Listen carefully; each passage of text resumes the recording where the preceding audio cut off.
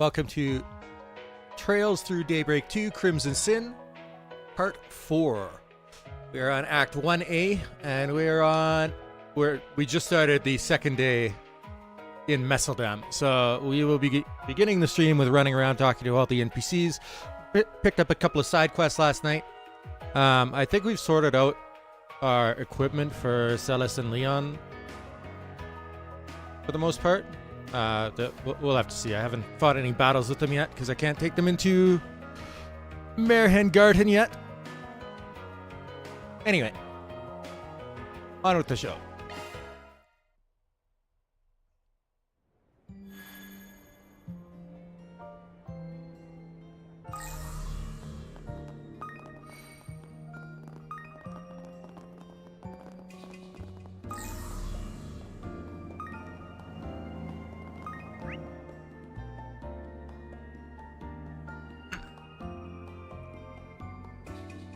Alright. Be looking out for... Okay.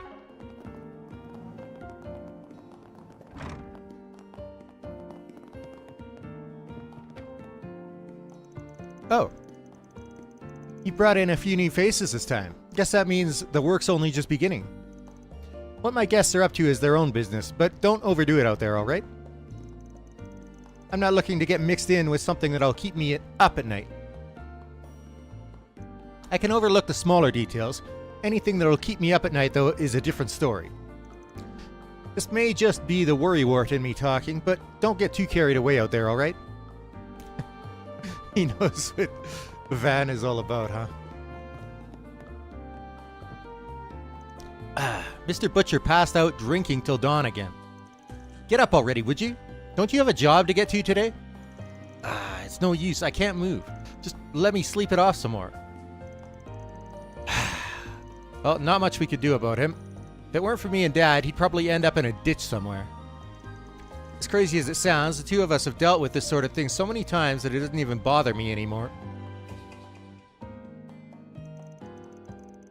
To be honest, I don't really mind getting mixed up with the people of Messeldam, even when it means having to play caretaker like this. I do want to travel in the near future, maybe wander around a while and train my skills the way my dad did.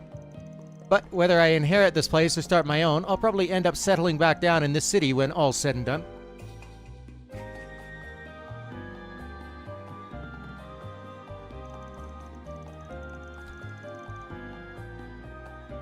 It's no use. I feel like garbage. I'm gonna have to call in sick today. I'll swing by for another drink after I bounce back. Bro.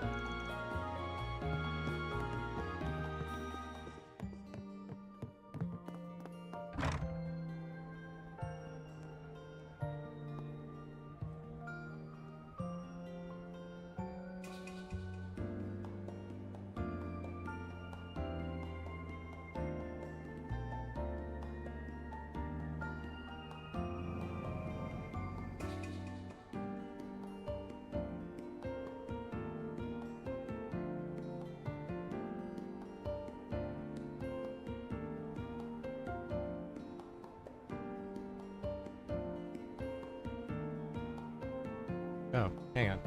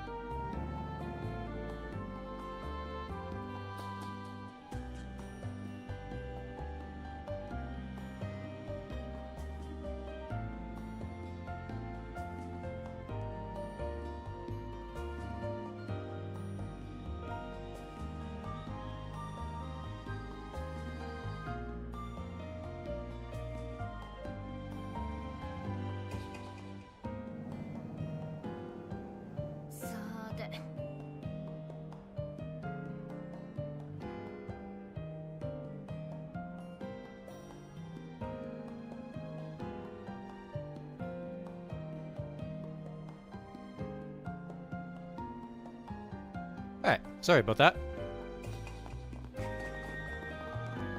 Oh, there's one more person in. Oh, are they upstairs?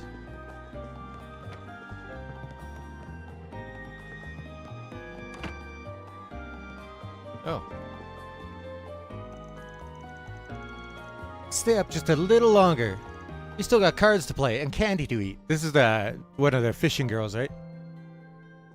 I love how you could just barge into people's rooms while they're sleeping at the end. Yikes. Another day of good old-fashioned work ahead. The people I deliver to are the type I'd never get a chance to talk with back when I was a street punk. That's what keeps this job fresh. I get as much out of it as I put in.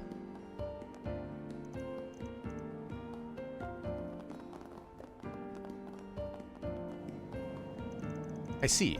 Given the circumstances, it won't be long before the police raid the Zect Arms branch. The issue here is that Zect Arms was searching for something that Almada had left behind. In which case, we have an obligation to follow up. Right. Any business the guild left unfinished is our responsibility to solve. It'll really give us an edge having you here to help, Kirkheim. I don't deserve your acclaim, not when I couldn't even protect Ewan. Having said that, the best way to ensure he can rest in peace is to put an end to Almada once and for all. This guy's a bracer from Arasion that Almada did a number on last year. It's great to see him back in the field. What's not so great, though, is that the braces are starting to catch on. We'd better pick up the pace. There must be a reason why whatever the Mafia left behind hasn't surfaced after all this time. Chances are that someone has been keeping it hidden. Our task is to secure that individual. We will put an end to Almada once and for all. I swear it on my name as a bracer.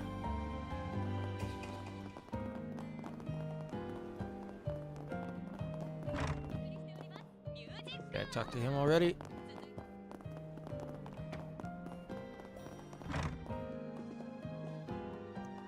Oh dear. What to do about that child? Perhaps I was being a bit too forward. Even so, this can't be allowed to continue. Don't mind me. I'm simply musing over a little personal business. Our morning baths are ready to go, so feel free to head in whenever you like. Do you think something happened? That's how it sounds. Doesn't seem like she's put out a 4 SPG though. Let's just keep this in the back of our minds and stay out of it for now. My apologies, I've had a few things on my mind. It's nothing you need to be concerned about. Now go on, have yourself a bath. Your baths are expensive, lady.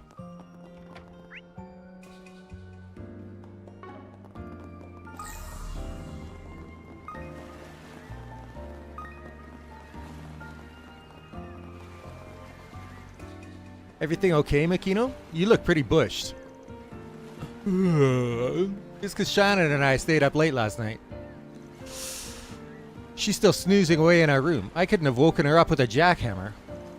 Well, as long as you had a good time, long trips like these are meant to be enjoyed. Catching that fish we were after took everything out of us yesterday. I think we can afford to give ourselves a break. True. It might be fun to just wander around town and take in the sights. Curious about that movie they're filming too. Maybe they won't care if we watch from a distance. Oh, hey Van. You guys are hard at work pretty early today. I don't remember seeing those two in the church clothes yesterday. They off to a costume party? Costume? I'm a full-on bona fide sister, brother. It's kind of a long story. Fair enough. Anyway, here's something to help unwind if you get a moment to spare. Oh, nice. This is fishing bait, right? Thank you very much. Doesn't look like Shannon's getting out of bed anytime soon. She was so excited to see that movie how that movie she's coming along too. I'll try slapping her awake again. Once I'm all fished out, that is. Come to think of it, most people would probably enjoy shopping and sightseeing more than fishing. Guess that makes us a couple of odd ducks, huh? It does indeed.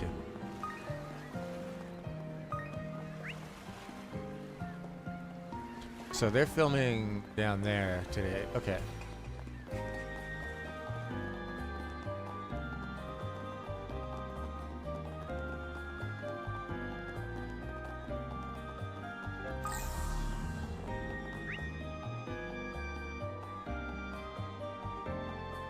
We got a couple different things to do here.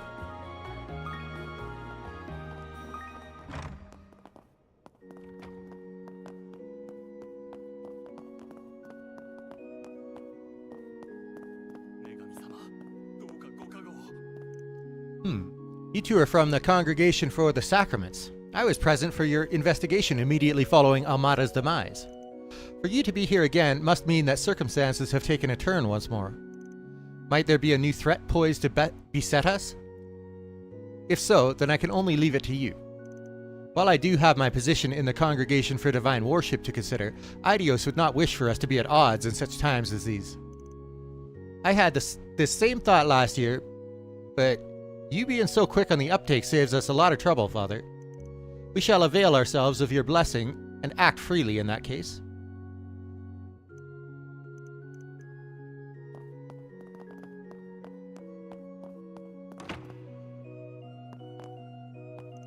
Never imagined things would come to this point. If only we'd gone to speak with them sooner. But even so, what exactly happened? The church cannot level accusations without so much as a shred of evidence. But given the circumstances, there's no doubt that something questionable is going on. Shouldn't we be the ones to act? If not now, when? That probably has to do with Jed, right? He's Kiddo's friend.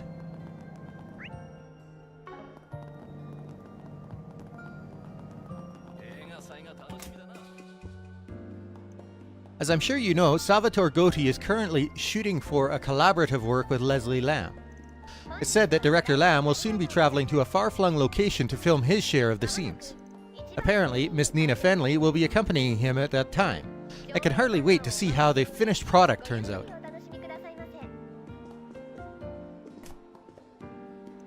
Out of all the films releasing soon, I've got the highest hopes for My Casablanca.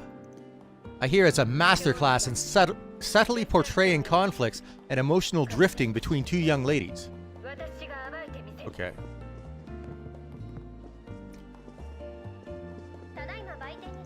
So sleepy. Staying at a theater till the sun comes up will do that, though.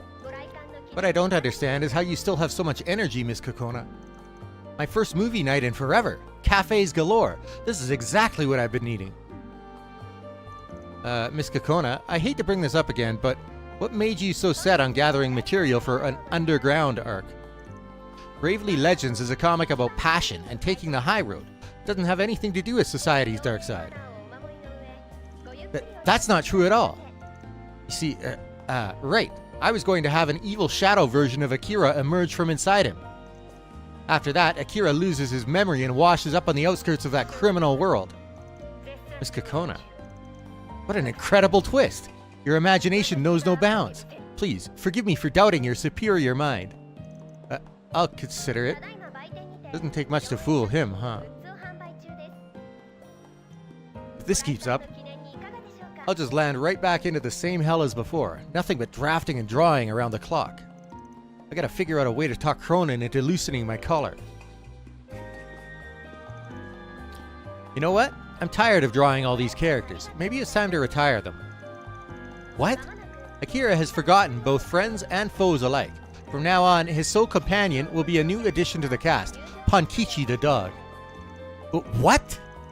Drawing battle scenes is such a drag, too. I'll just turn it all into a card game instead. What?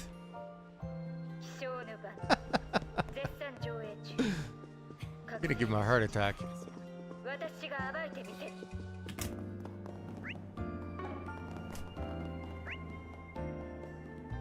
Oh, I was like, where is that?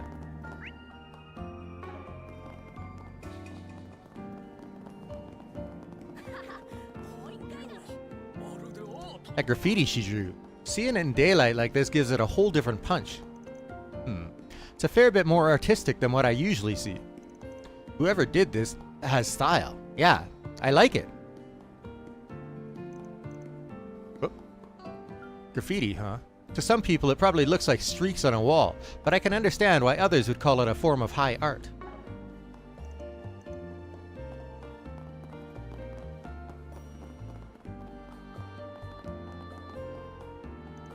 I am the reincarnation of the great artist Aramis, and I say this city is a festering pile of shit. Whoa, what's this old dude? Come on, man. Let's save ourselves a hassle and scram. No, hold on a sec. I think I've seen this guy somewhere before. Isn't he one of those Isn't he the one those finance magazines called the real estate mogul of Messeldam? Way back when? Willingham or something? Real estate? Never heard of it. I live in a republic. Do you suppose he really was a wealthy realtor once? Beats me. That old man's past is between him and Idios now. Still, when people in high places fall, they tend to fall hard. That's just the way the cookie crumbles. What? Just who are you supposed to be? You look a bit like my 104th son from my dreams last night. Or maybe not. He is completely out of it. It's been a long time since I last had a good client, let alone one worth using my body for. Even I've got my pride after all. One doesn't climb this high up the nightlife ladder by having low standards. I make the call on which customers I accompany. That's just my style, I suppose.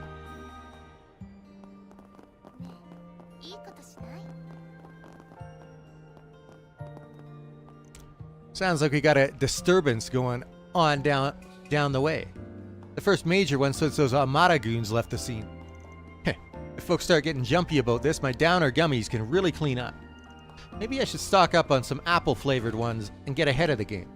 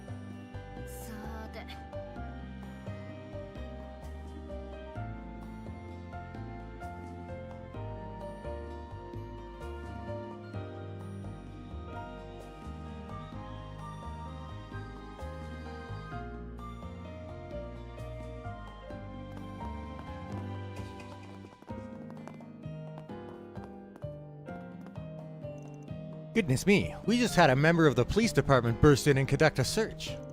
The gall! Not once have their numerous raids on our establishment turned anything up. Perhaps they have a bit too much free time on their hands? There have been arrests made among our clientele, I'll concede, but that in itself is no felony on our part.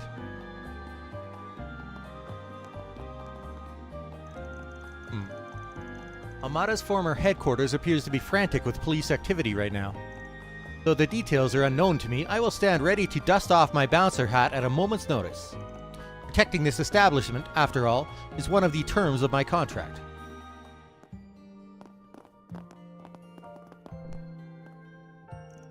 I'm scheduled to dance in the PM.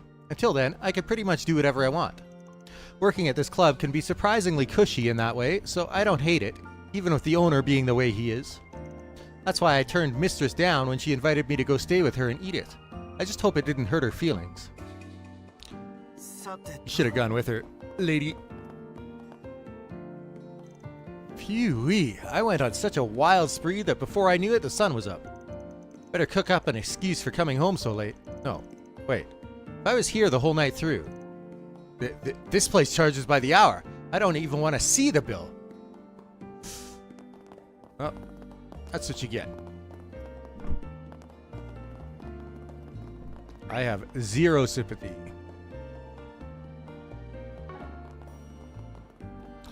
We'll take care of the monster side quest first. Hey pal, you know a fella looking to blow off some steam? A gal searching for a night gig? Just send him my way. I can hook him up with a with fine establishments of all kinds. Hold the phone. You there. Little Miss Carrot Top. What did you just call me? Oh dear, this won't end well. That toned, petite frame, those chiseled facial features, that saucy look in your eyes. And you're with the church? Even better. A gal like yourself just screams low supply, high demand. Don't suppose I could talk you into a career change? Bastard. Ogling me was bad enough, but pointing out all my insecurities? Where the hell do you get off? Flap those filthy lips one more time and I'll weld them shut. Maybe that'll burn off that rotten tumor you call a personality. This spitfire is making my blood curdle. Goodness me, she has yet to acclimate herself to such uncouth individuals as this. Simmer down now, Celis. Pay the man no mind. This lowlife sure is fearless, though. Even after clocking her as a woman of the cloth, he still tried to shoot his shot.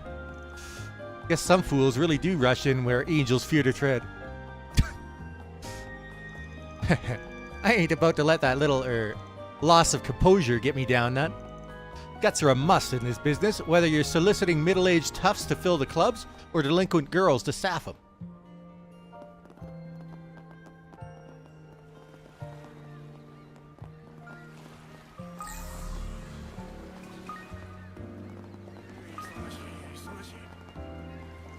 Today's task is to load up the products that are being exported, but first I have to check them.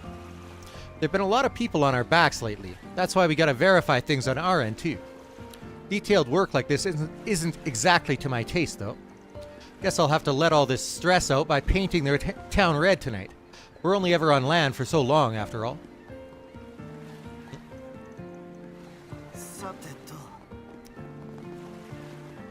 Oh. Oh, hey, it's that girl from yesterday. Damn, ain't coming off like I hoped. Guess I really do need some kind of special remover. My, what an astounding piece of street art. It'd be a waste for you to erase it at all. Nobody asked you, Gramps. Besides, this graffiti isn't supposed to be here. I just sprayed it on like the punk I am. It was kind of a jerk move on my part, so I came back to clean it up. There's a story to be heard here, I take it. Even so, you have a marvelous talent. Have you ever considered redirecting it elsewhere? That may be in your best interest moving forward. Redirecting? Pfft, don't act like you know jack about me. My best interest moving forward is for me to decide. Just so you know, I'm what one might call a second-hand salesman. I travel far and wide in search of rare goods. In the same vein, I seek to cherish the connections I form along the way. Won't you allow me to help you, if only for my own satisfaction? As a matter of fact, I have a solvent right here that could get the spray paint off without a fuss. The heck? You're getting sketchier by the second. Now, this is simply destiny at work. Let's begin by removing this graffiti, shall we? I do have one more proposal for you, but we can save that discussion for later. Quit trying to railroad me. Just who are you, anyway? Oh, hey, you're those guys from yesterday. About the graffiti, I figured I might as well get rid of it all myself. So I'm starting the day off by erasing this piece here. At least, that was the plan before this other shady old fart got all up in my business. He's an oddball for sure, but he's also a buddy of mine. I don't think you need to be so cagey with him. Wait, seriously? Huh. Maybe I'll take your word for it then. Cool. I was hoping Van was gonna speak up to defend him.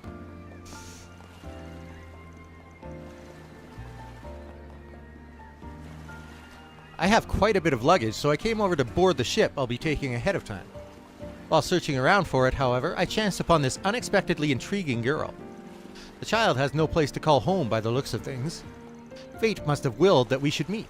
I only hope my impact on her life is a positive one. You are a good man, my friend.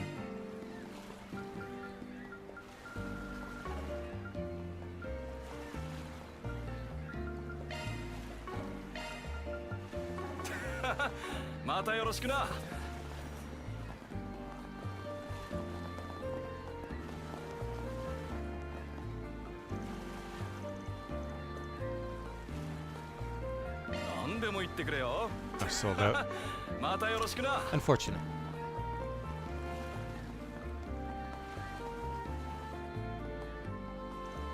Illegal experimentation? How could we let such a nefarious company dig its claws into our city?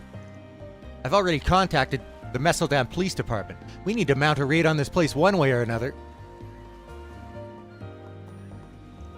Damn it! Even if their staff is in hiding, searching their premises is bound to turn up a mountain of evidence. I've already contacted Inspector Daswani. All we need now is a warrant. This tinderbox of a company isn't getting off scot-free on my watch. Like I said, my hands are tied. I couldn't even tell you one thing about this company. I get that this is an official investigation and all, but that's no reason to pin the blame on me. Have fun, buddy.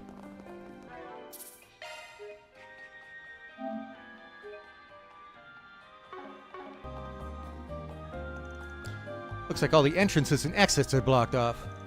But all the blockades inside are still unlocked. Alright, as long as you use the ducts, we should be able to reach the server room. Do I want to put Leon in my party? I kind of want to get a feel for how to use him.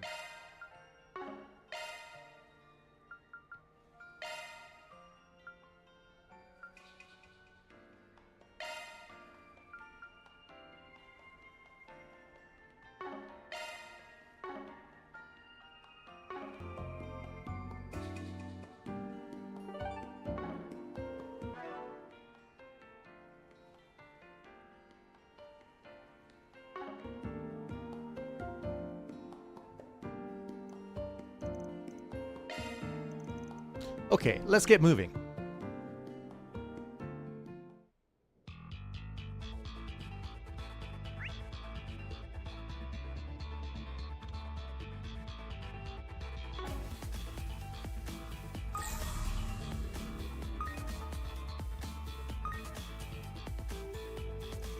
A fearsome foe is prowling around. Let's take him.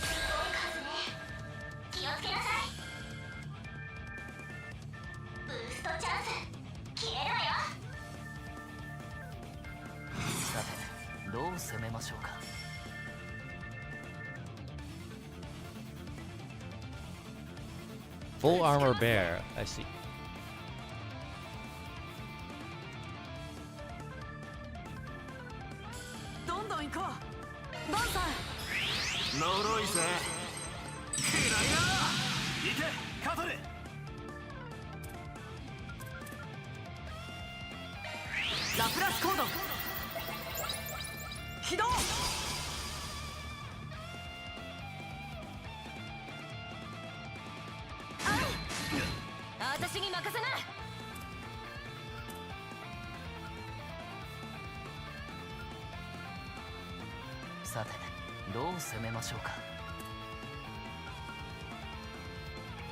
Oh, interesting.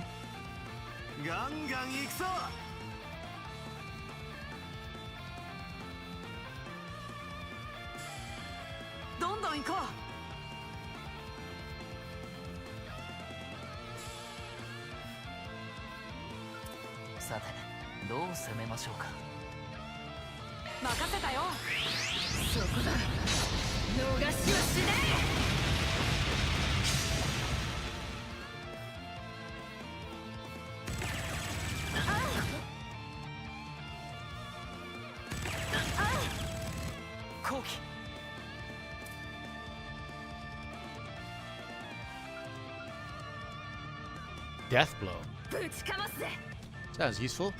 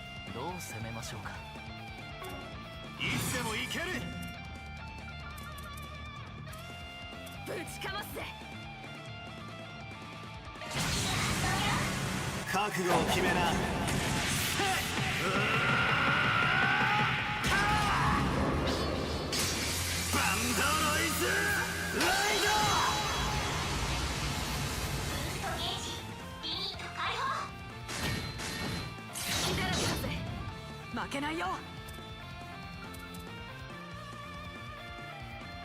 フィア、みんなを癒した。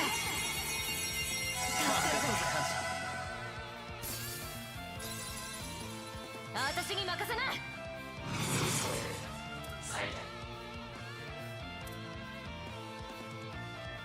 さて、我が深淵にて震えし伯爵の刻印よ。暗き魔を食らう炎のアビトとなれ。ティアンマミスガルド。Oh, that did some damage.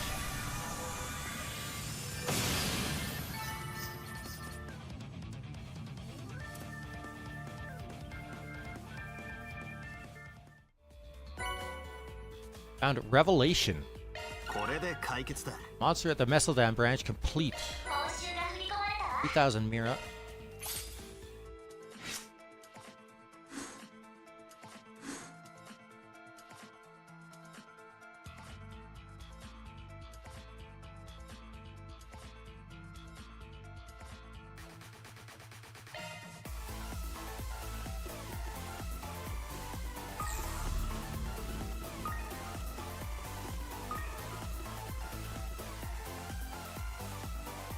Oh, we can't explore.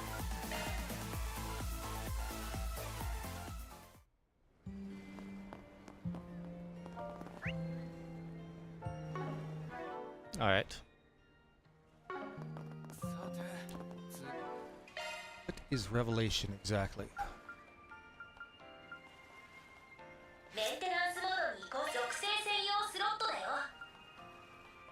Increases arts range by 1. Space and fire.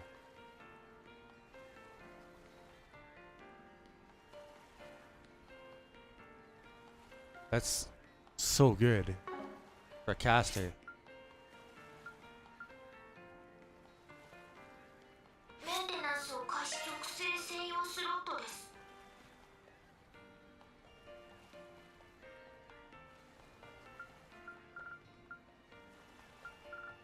Resist mute, forte guard.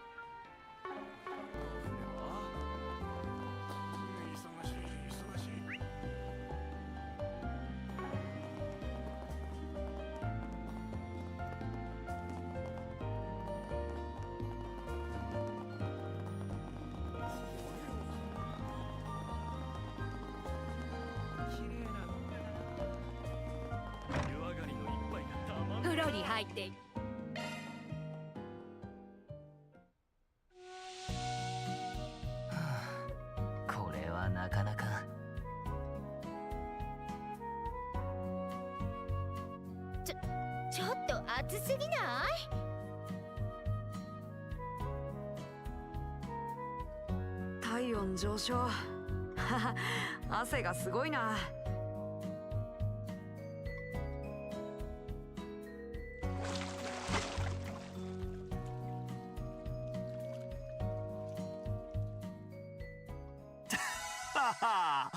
整ったぜ。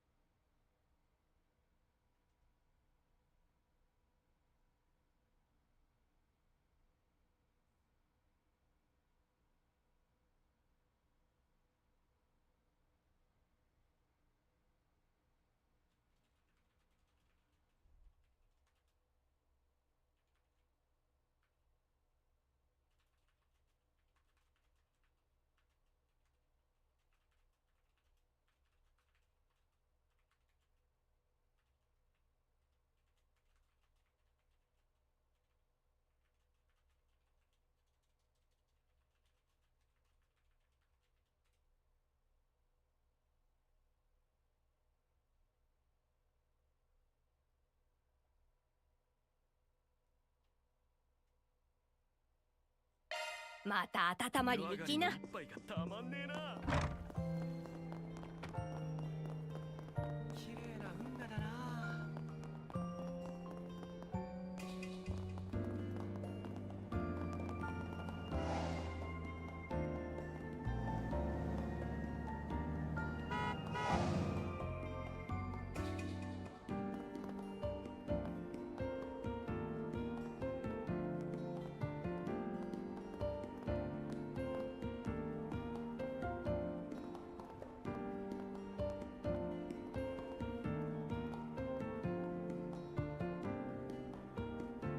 さてと。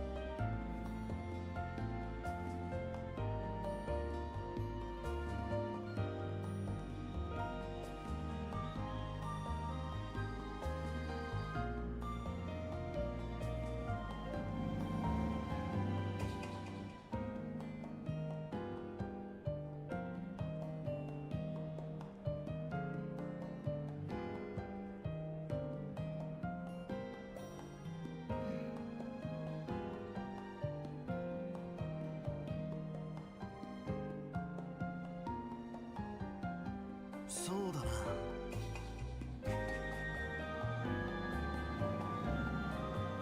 Alright. Start this side quest.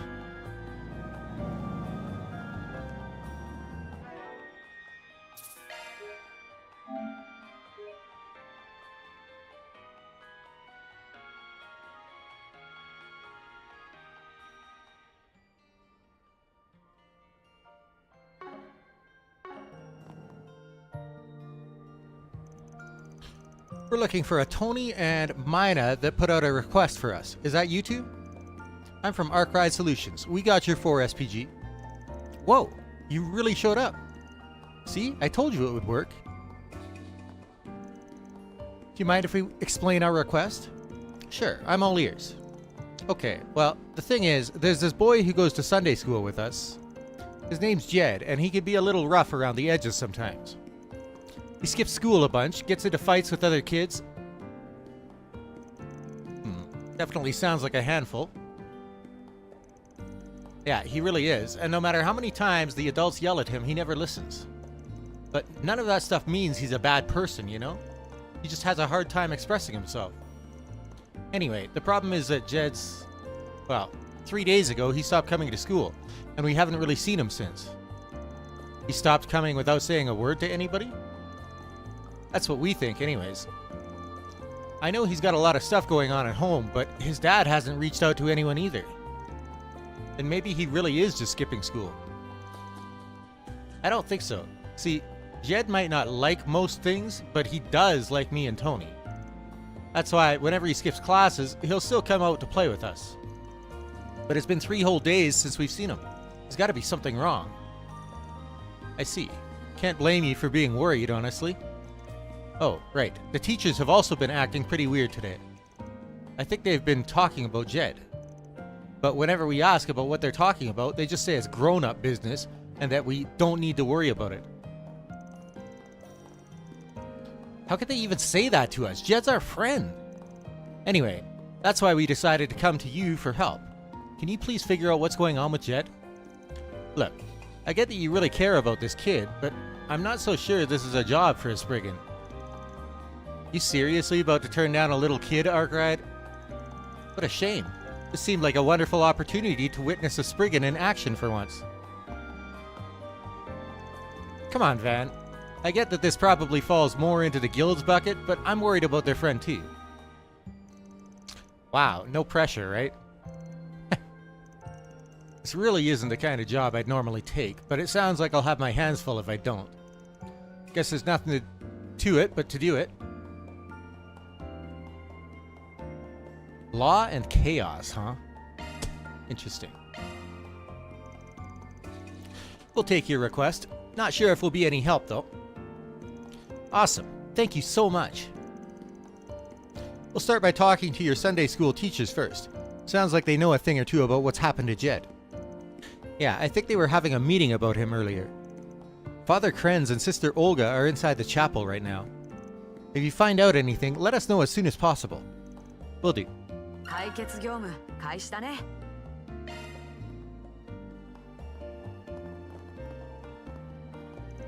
I know this is grown-up business, but Jed's my friend, and he's important to me. So can you find out what's going on with him for us, please? This is the first time Jed hasn't shown up 3 days in a row. Trouble likes to follow him around, and he's probably got a lot happening at home, so... I just hope everything's okay with him.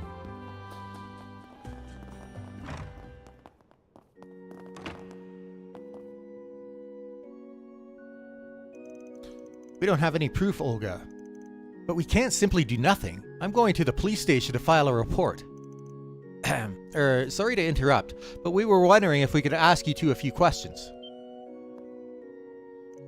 Oh, yes, of course. What seems to be the problem? Well, you see, I'm a Spriggan, and we just got a request from a couple of kids that go to Sunday school here. They wanted us to look into where their friend Jed is. They're worried about him. That must have been Tony and Mina. They ask about him every chance they can get. I'm surprised they tried to hire a Spriggan, though.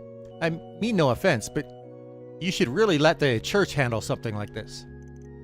And I'm not sure how comfortable I feel sharing information on one of our children with a complete stranger.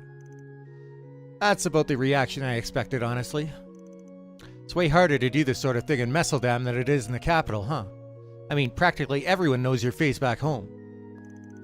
I'll vouch for them. They may not look it, but they're actually pretty trustworthy. Although, given Mr. Arkwright's exceptionally dubious character, your reaction is understandable. Don't worry, if he does anything that would offend the goddess, we'll make sure he receives due punishment. You really have it out for me, huh? Those robes. Are you with the congregation for the sacraments? Yeah, sorry for barging in on your conversation, but... You were just saying something about filing a report? Why not ask these guys for help first? I'm surprised that you place so much trust in them. Personally, I still have my reservations, but, well, maybe this is Idio's will. So, you'll let us handle it? Yes, we would be happy to have your assistance. First, let me explain. As you know, Jed hasn't been to school in 3 days, despite us trying to keep an eye on him. Having heard nothing from the boy, we made a trip to his house this morning to see what was going on. When we did, however, we were surprised to hear that he'd simply never come home in the first place. Sounds like things are worse than we thought. So he's completely missing then. Yes, and yet Jed's father said he had no intention of notifying the authorities. His response to the matter was simply, "I'm sure he'll come back eventually." But after that, he also said something to the effect of, "He'll be sorry for putting me through all this." Sounds like he doesn't care at all about his son's safety. Talk about a rough home. Yes, we believe it's possible that Jed's being abused. We've witnessed his father get upset with him on several occasions. He occasionally comes into school with injuries as well, not the kind you'd expect from fighting with other kids either. However, his father claims they're all Jed's doing. He says he gets them while playing because he's so competitive and quick to get into fights with other children. I know we just agreed to take this on, but maybe it's better if we leave this to the police. You think so too, then? I disagree. Yeah, going to the police is out of the question, for the moment at least. What are you talking about? That kid could be in serious trouble right now. Look, the cops are going to deal with this one of two ways. Either they send him back to his old man, or they place him in protective custody. Plus, if there's not enough evidence, or Jed and his father have conflicting stories, the investigation alone will take months. In other words, any potential resolution would be brought to a standstill, and that would only serve to make things worse for Jed. I suppose that's true. That's why you should let us investigate first. I see what you mean. Didn't think you ever thought that far ahead. It's just, I get why some kids would want to run away from home. Been through my own share of stuff in the past, after all. Well, I'm riding your coattails a little on this one, but I agree with you. That said, you're welcome to put in a report with the police, but would you mind waiting a bit? At least until we've had a chance to do our thing? Yes, of course, we understand. I guess our first stop should be Jed's house then. It's the one right by the entrance to the back streets. Please, do whatever you can to help him. Sure, we'll go see what we can find.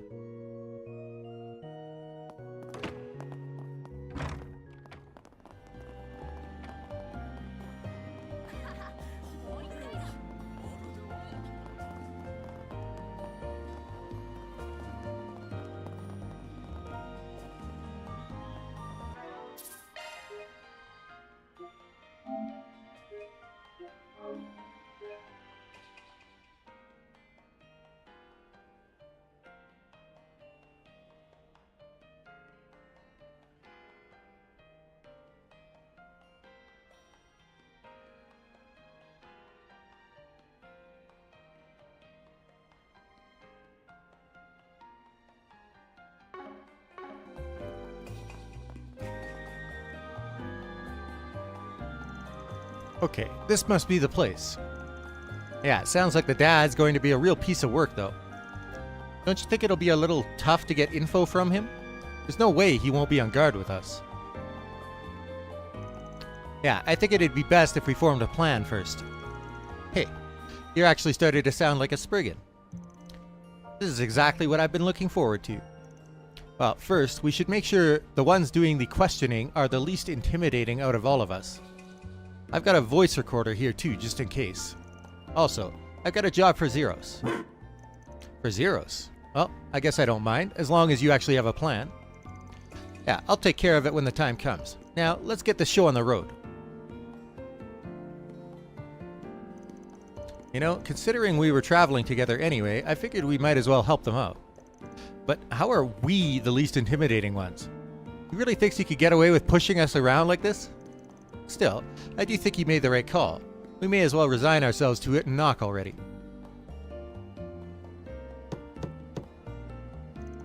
Leon knocked on the door to Jed's house.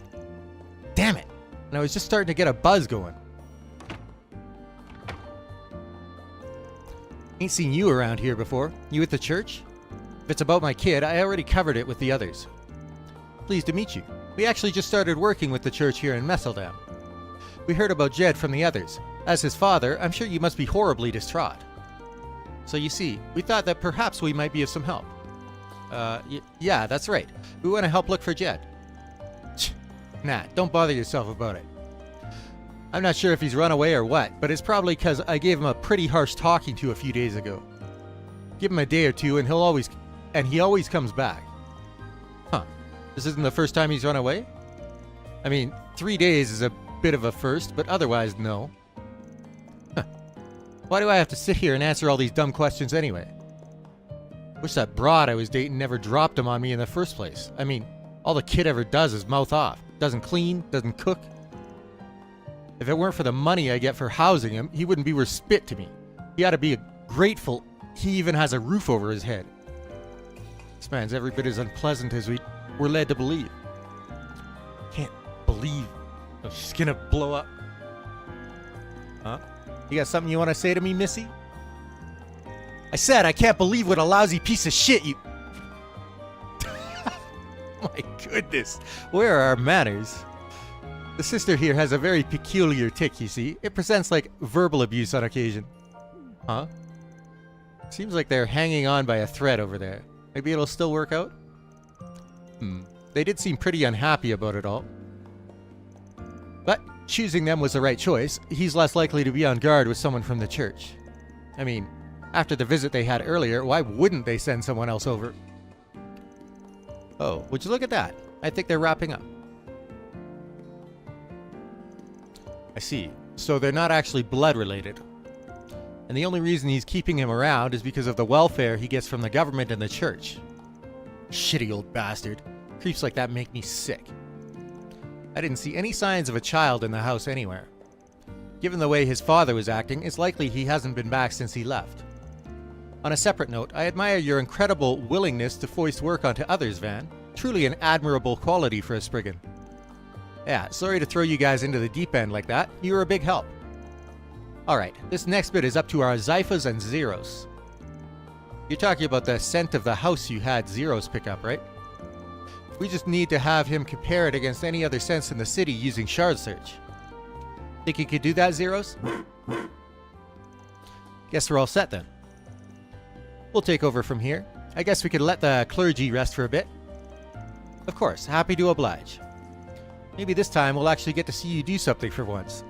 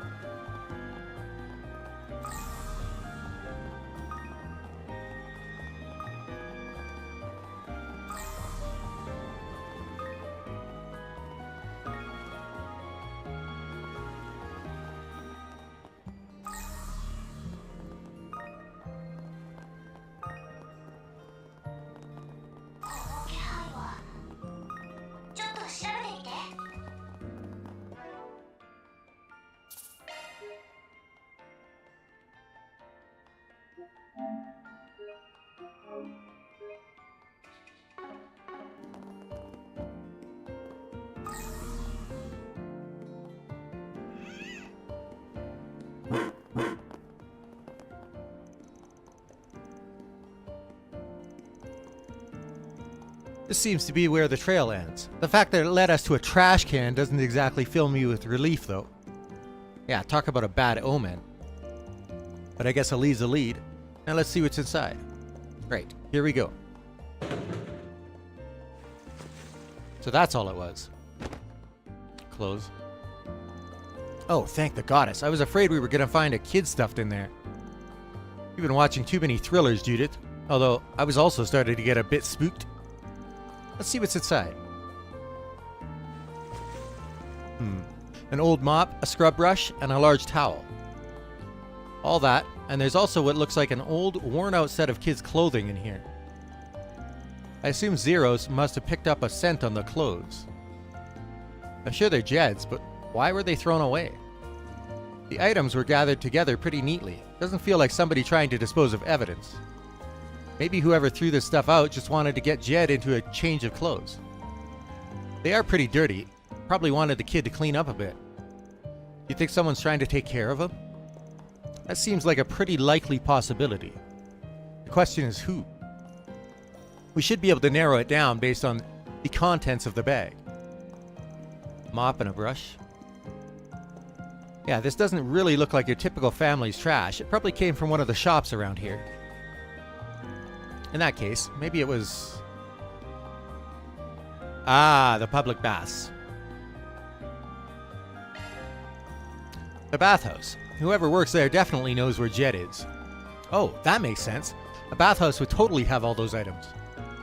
Huh, you're right. Hadn't even thought about it.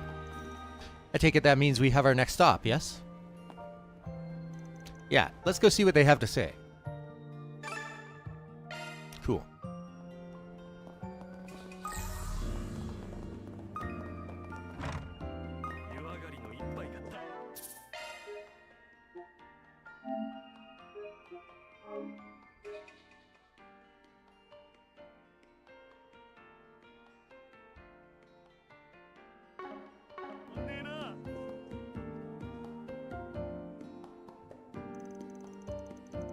Excuse me, ma'am. We'd like to ask you a few questions. Oh, certainly. What would you like to know? You're not taking care of a child here by any chance, are you? We're looking for a little boy named Jed. May I ask why you're looking for him? We spoke with a few people at the chapel who were worried about him. They haven't seen him for 3 days now. Yeah, and we promised we'd do whatever we could to find him. Is there any way we can convince you to trust us?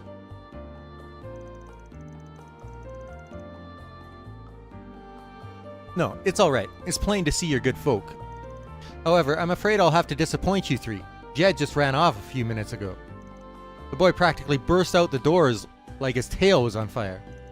Did something happen? Well, you see, maybe it's best I start from the beginning. If you don't mind. I've been worried about that boy for a while now. You see, his father is far from being a good man. Some time back, I even saw him push the kid to steal something from the souvenir store.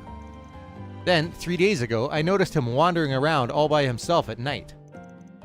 I called out to him, and I noticed that his cheeks were swollen, like he'd been beaten. I figured I would patch him up a bit. So that's how he ended up staying here with you? Must mean you're the one who had him change into a different set of clothes. You knew about all that? Yes, that was me. I was lucky enough to have some clothes around his side that we usually reserve for customers. So I had him change into those, then gave him a meal that'd be easy on his stomach. That's very kind of you, ma'am. Sure explains what he's been up to these last 3 days. Which leads us back to him running out of here a minute ago, right? He certainly seems to be feeling better. You see, I was thinking of asking him if he'd like to stay here permanently. You want to become his legal guardian? I'm impressed that you'd be willing to take on that kind of responsibility. Well, my husband passed away, and my only son is living elsewhere with his own family. I hardly know what to do with myself if I don't have someone to look after. And in the end, it just wouldn't sit right with me if I sent him back to that awful father of his. You won't find any disagreement here. I was in the middle of asking him what he thought of me taking him in, but that's when he up and ran off. I'm sure he probably just needs some time to think it over. Well, I think you've painted a pretty clear picture. Sounds like Jed probably hasn't gone all too far either. Oh, I'm sure he's nearby. He's probably over by the lighthouse. I'm a bit worried about him catching a cold in this weather, though. If you don't mind, would you be willing to go check on him for me? Of course, it'd be no problem. Well, guess we're finally meeting Jed. Let's go.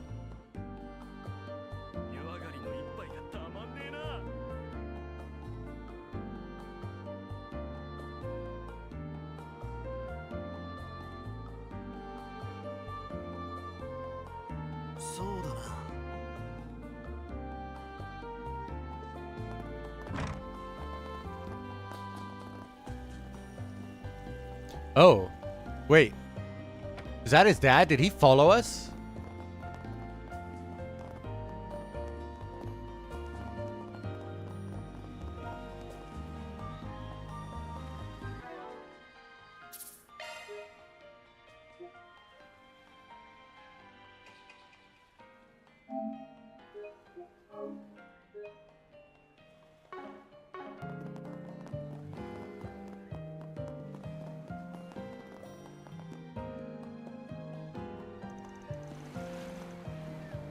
It sure got cold out here. Hey, why the long face, kid? Who are you? It's none of your business. Actually, it's very much our business. We were planning to go take a bath over at the bathhouse, but the old lady at the counter was in a bit of a tizzy. We asked her if there was a problem, and she said she was so worried about the little boy who ran out that she couldn't focus on work. Huh? I didn't realize. So, are you this Jed she was talking about? If something's bothering you, why don't we talk it out? Otherwise, we might never get to take a dip in the bath. That's an interesting approach. He seems very well versed in dealing with kids, too. The thing is, that old lady asked me if I wanted to stay with her. She gave me these new clothes and fed me a ton of food. I didn't know what to think of it at first, but it was way better than anything I ever had at home. Sounds pretty great to me. Well, why not give it a try for a while? Give it a try? How do you expect me to do that, huh? If I did, it'd be like I was running away from my dad. This isn't a matter of pride, though. If he's treating you poorly, it's okay to run away, don't you think? That's the coward's way out, and I'm no coward. I've never lost a fight. But this old lady, sure, she treats me like I'm her kid right now, but it's all just for show. She's gotta be just like my old man. She just wants me for the Mira.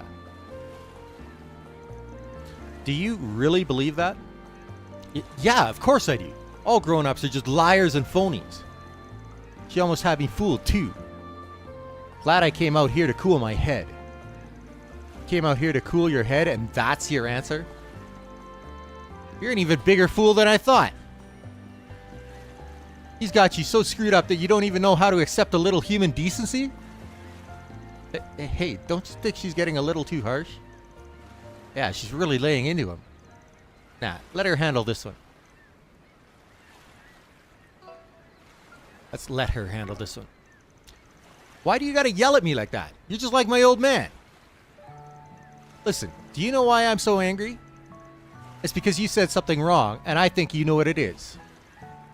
What do you mean? You know exactly what I mean. That old lady is genuinely worried about you. She wants to help you however she can. She doesn't deserve to have her feelings spat on just because you think she's only in it for the Mira or whatever. Why are you saying all this? I know I overdid it by saying all that stuff a minute ago. And I know she's actually really nice. It's just, if I went to live with her, I'd have to explain it to my old man. Look, I don't know what your dad will say if you try to leave. But it sounds to me like you want to take the old lady up on her offer, and you're too scared of your dad to do it. What you're missing is the courage to be honest with yourself. If you want to leave home, maybe tell some adults how you're feeling instead of trying to deal with it all on your own. Us, that old lady, and the people at the church are all here to help you. You said you've never lost a fight, right? Well, you don't have to lose this one either. Okay, I'll try it. That's the spirit. See? You could do anything if you put your mind to it. I wasn't sure that was going to turn out so well for a minute there, but it looks like all's well that ends well. Yeah, that's one more case in the bag. That's the delinquent sister for you. Indeed, she's a lot kinder than she lets on, if a bit of a busybody. Alright, let's head back. I know I got a little steam there, but I'll leave the rest to you, Spriggan. Hey, no harm done. Alright then, let's go and get Angela, and then we'll head to the chapel to talk everything over. So, they went back to get Angela, then headed back to the chapel.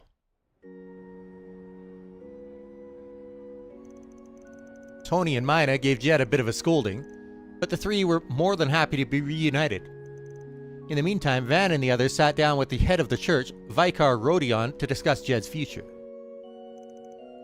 That's why I decided to take the boy in. If possible, I'd like to become his guardian so that he can continue to live with me. I'm sure this would have gone much smoother if I'd consulted with the church first. I'm very sorry for all the trouble. There's no need for an apology. Some of the blame lies with us for not doing more from the beginning. Besides, it should be relatively simple to register him with your name and household.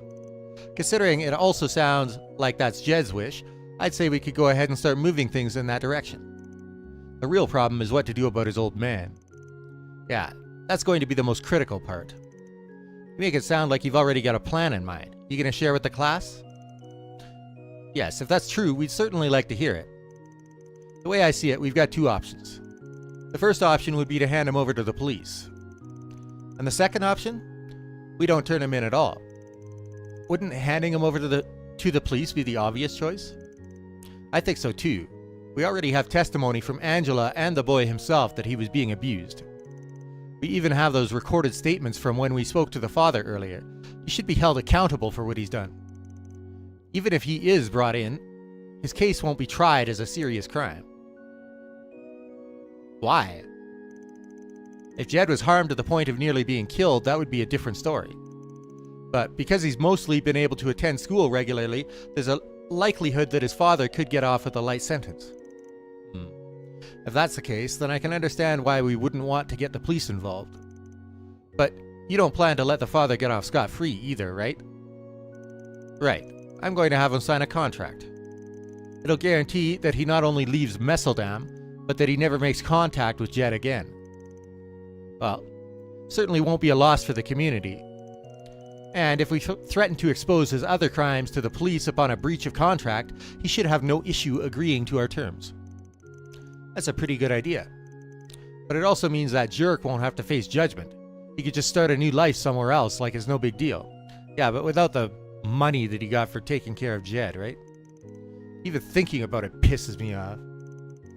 I think it's most important we make sure he adheres to the contract. And to be frank, I'm not totally convinced we'll be able to get him to sign. I suppose we'll just have to rely on a Spriggan's experience once more.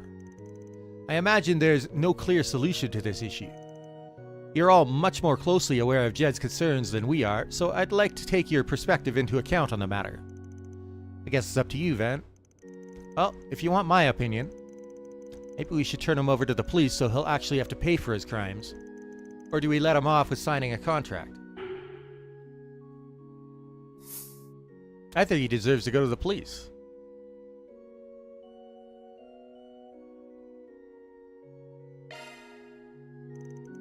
If it were me, I'd turn him over to the police.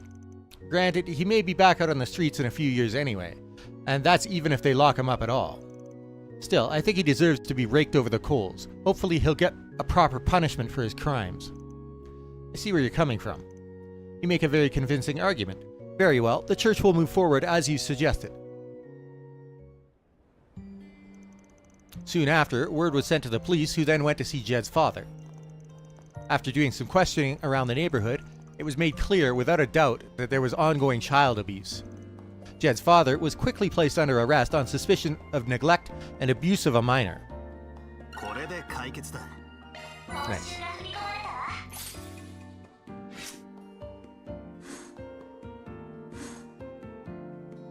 Cool.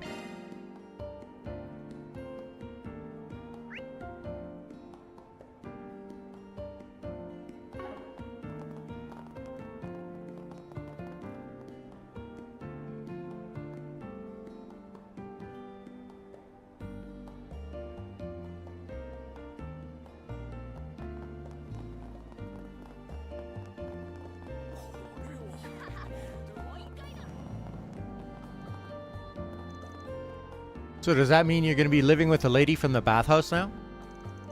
Pretty much, yeah. I see. That's a relief. But you'd better not cause any problems for Miss Angela, okay? That means no horsing around and breaking vases like you always do. Huh? You're not the boss of me. No wonder nagging shrews like you always end up alone. Who are you calling a shrew? Calm down, you two. Just like that, the fights are on. Good to see the kid hasn't lost his moxie, though.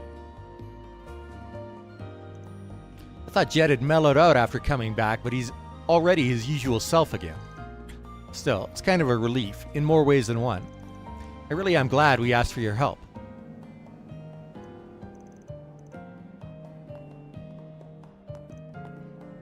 I kind of miss seeing the two of them like this.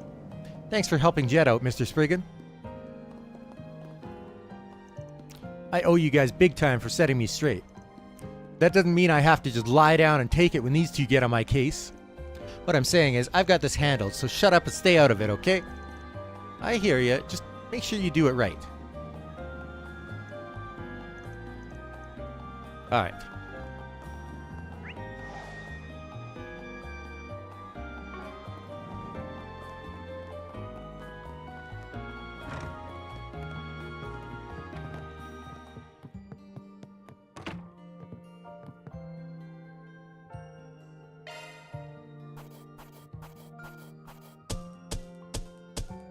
この調子でいくぞ。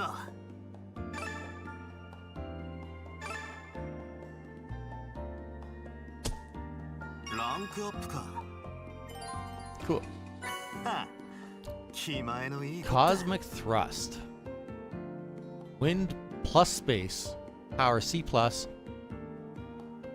Seal and mute. That sounds fantastic.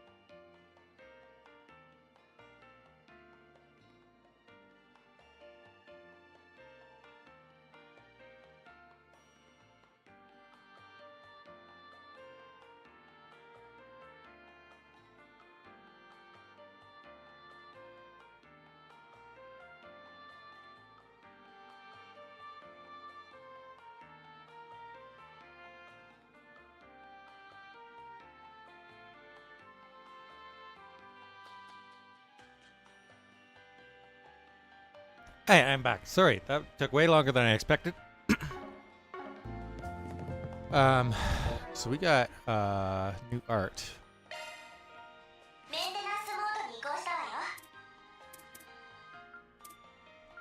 It sounds like something fantastic for my caster. Oh.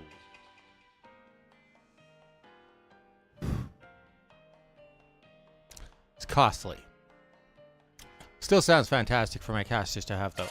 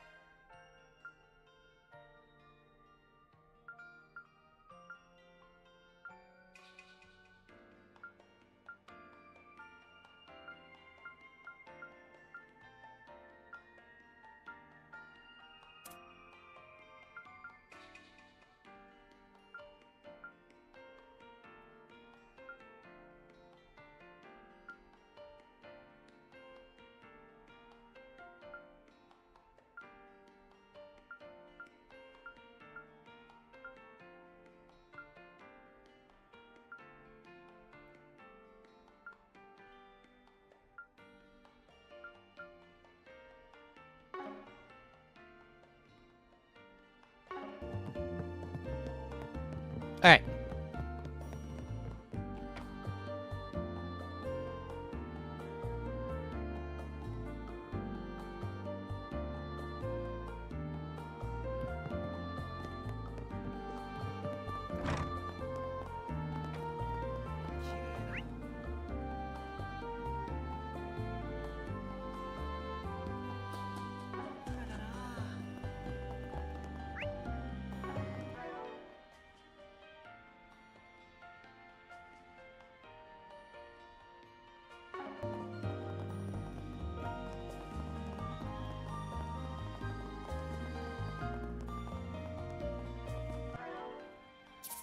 Okay.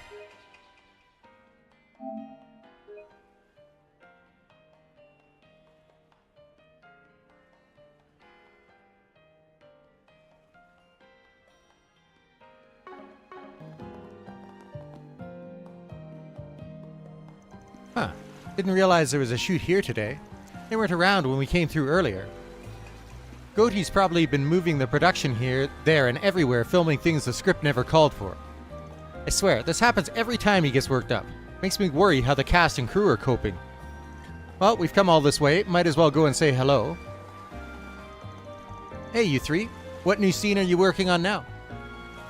Oh, look who it is. Judith. I'm glad you asked, actually.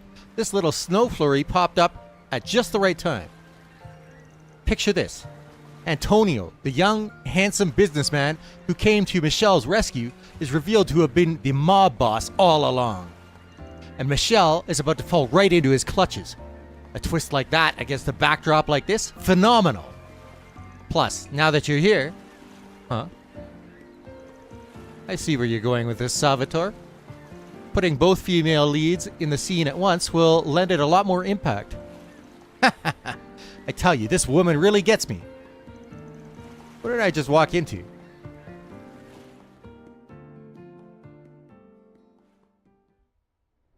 どうしてアントニオさんがここに。ロンさんは？ああ、彼はここには来ないよ。あのゴールデンブラッドもね。さあ、僕に鍵を渡してくれるかい？奴らの計画を止めるために。違う。ロンさんは必ず来るって言っていた。鍵を渡しちゃいけないとも。きっと組織の連中が奪いに来るからって。アントニオさん、まさかあなたが。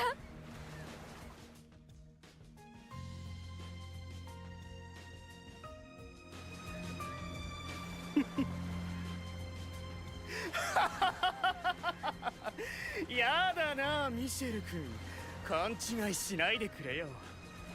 僕は実業家だよ。ミラになることは何でもするのは当然じゃないか。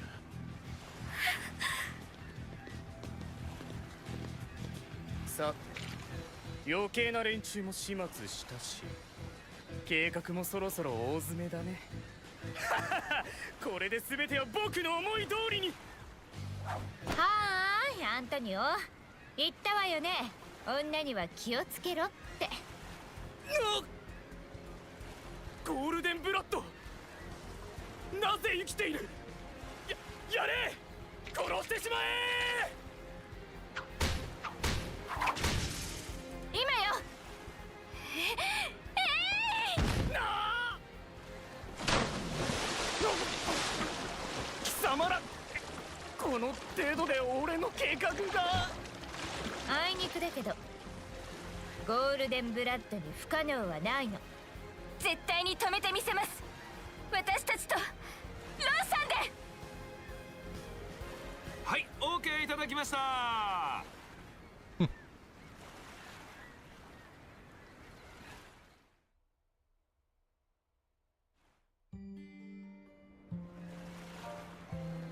It's a nice outfit Nina's wearing.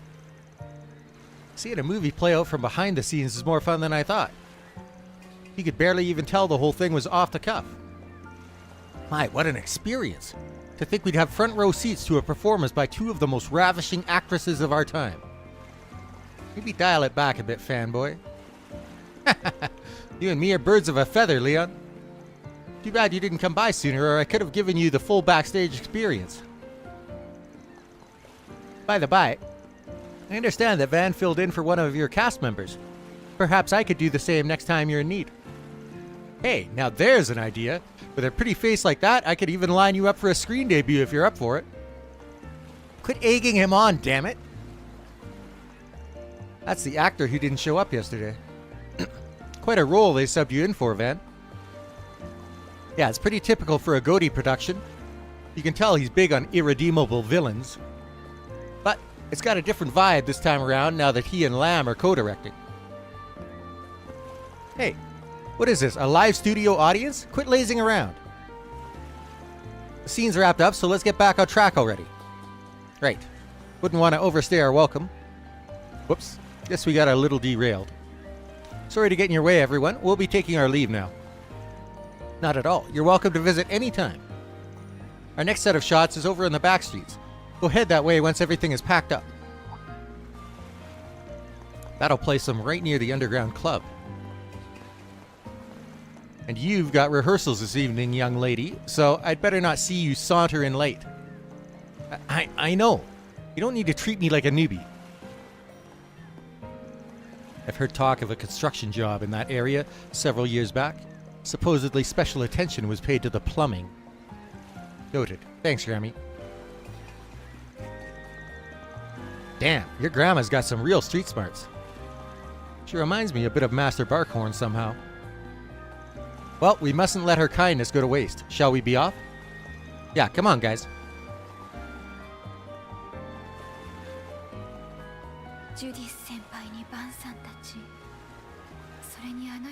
Ah.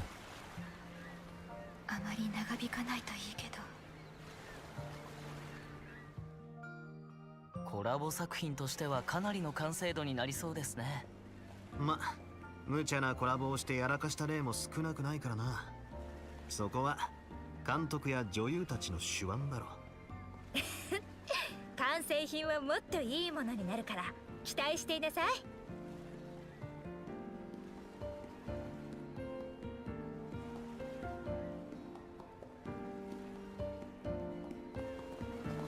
A lot of conversation down here.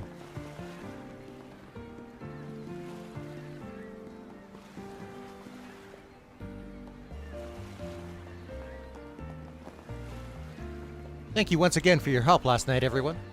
This shoot can't afford any no-shows, so Ethan will be participating as planned.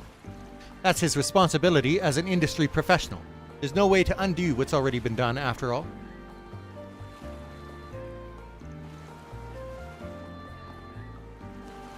What are you all doing here? Just so we're clear, client confidentiality is still in effect, right? I can't have anyone at the shoot getting wind of what happened last night. You can rest easy on that front. We take our terms of agreement seriously. Unbelievable. The only thing he's sorry for is the fact that he got exposed. Well, how things go from here isn't really our concern. It'll all come down to his own honest effort, and maybe a pinch of luck. Worst case scenario, I could have gotten stabbed. So thanks for making sure that didn't happen.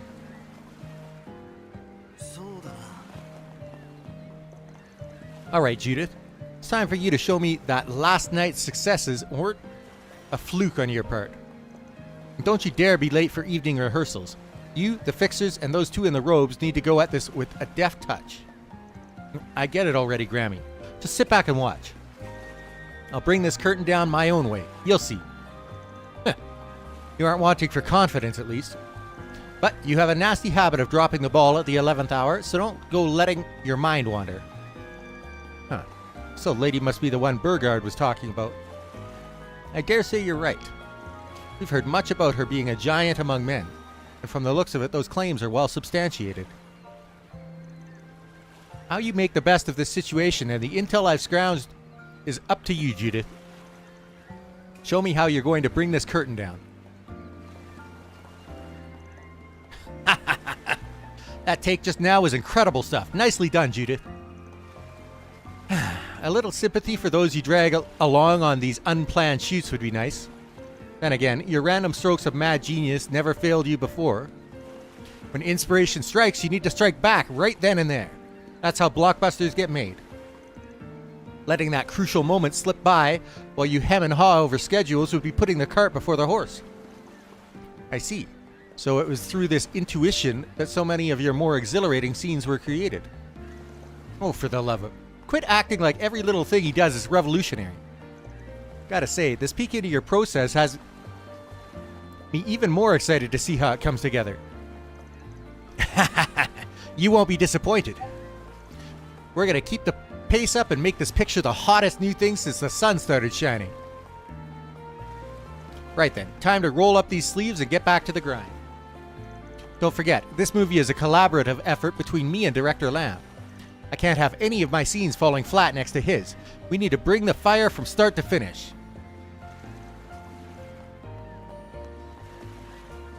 Thanks for joining our impromptu shoot just now, Judith. That scene came out great thanks to you. I just hope it wasn't too much of an inconvenience. Don't worry, Nina. I'm already used to this kind of thing. Besides, if we got a good take out of it, then I made the right call as an actress. I'm glad you feel that way. You, Van, and the others have more work to take care of, right? Best of luck, everyone. That's kind of you to say. We'll swing by again once things are wrapped up on our end. Let us make haste then. We wouldn't want to squander the well wishes of an A-list celebrity. Be safe out there, everyone. I'll see you at our next shoot after you're finished. Judith, let's make it a good one.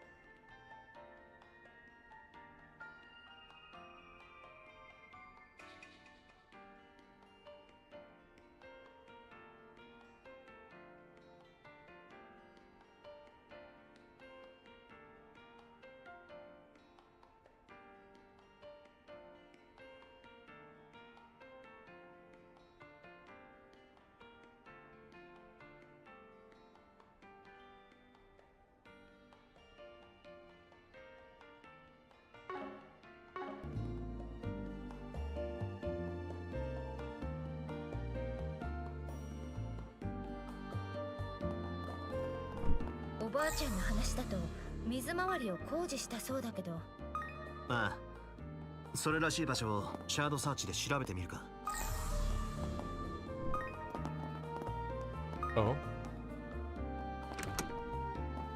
そっちの個室に反応があったよ。ところにあんのかよ。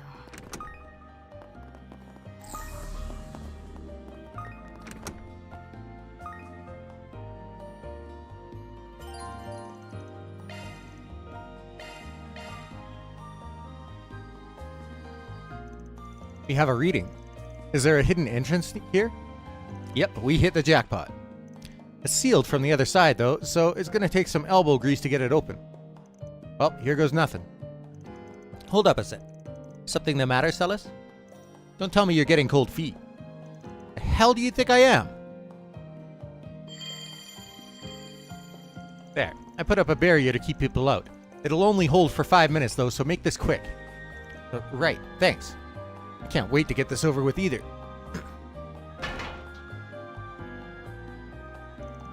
The smell. I expected there to be a stench, but not one quite this putrid. This escape hatch leads right into Shit Lagoon. Guess we'll just have to hold our breath and go. Actually, from a mental health standpoint, I would prefer to avoid traumatizing myself. Oh, yeah, I forgot you could do that. Indeed, this is a purification barrier. It cleanses the area around me and removes any foul odors. Shall I cast it on you all as well? Save for Van, of course, since he seems so confident he can grin and bear it. Yeah, real funny. Jokes aside, that's an impressive spell. It'd spare our noses, not to mention our laundry. Agreed. Let's take him up on his offer. No sense making things harder on ourselves at this stage. Upon descending into the hidden passage, Van and the others found themselves in a pitch-black sewer. Using a series of barely noticeable scratches in the walls as their guides, they gradually made their way forward. Until eventually...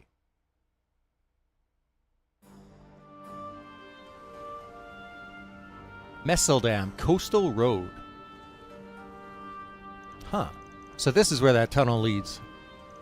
We're on the western outskirts of Messeldam by my estimate. Looks to me like this entire area would be out of view for anyone in the city. All these twists and turns, no signs of civilization. Makes for a good getaway route.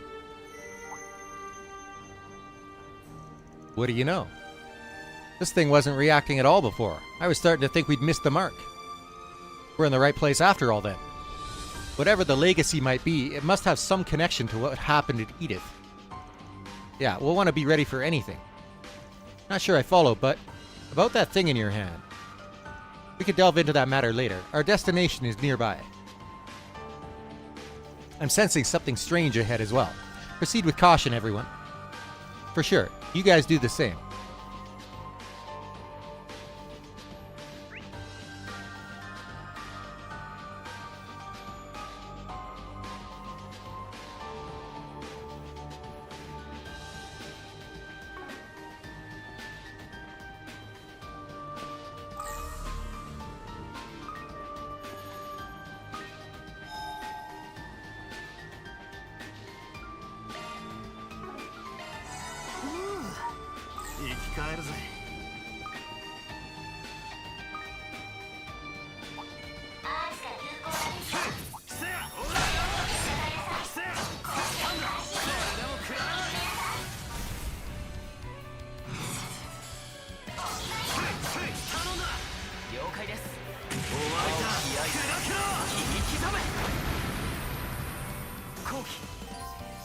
Dual arts are arts with two elemental affinities. If either element is effective on the target, the enemy will take damage just as they normally would from that weakness. Ah. And what if it's weak to both?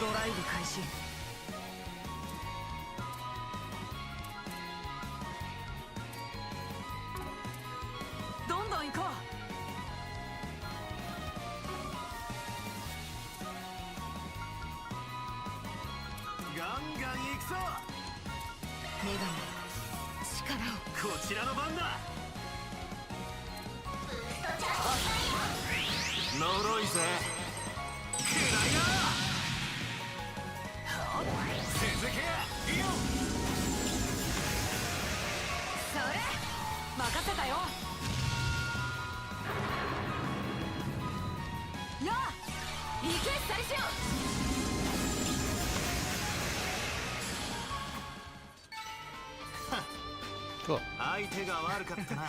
悪くはありませんね。Oh.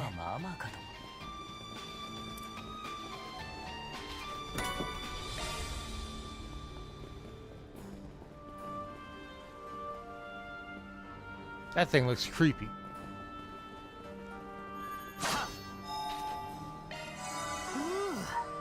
生きかやるぜ。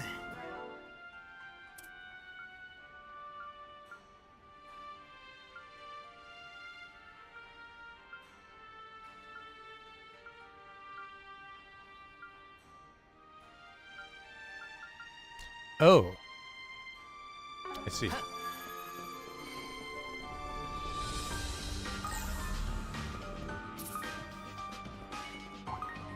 行きますよ。崩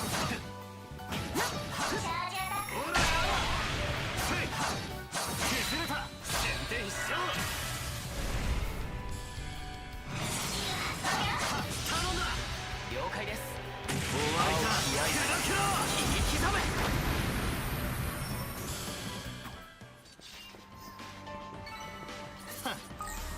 相手が悪かったな。やったねボンさん。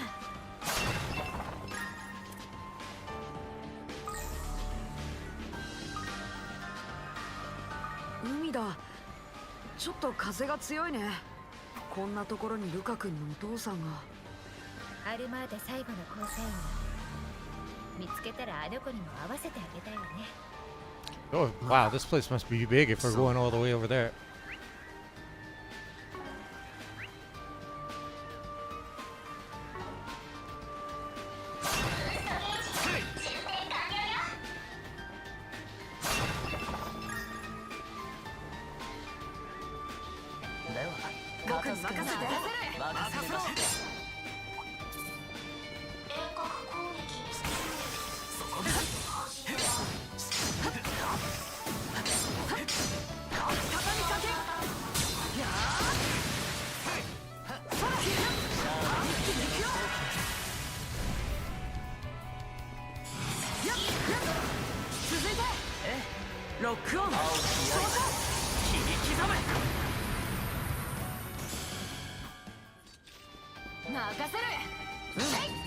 いいデータが取れたかな。悪くなかったぜサリシオン。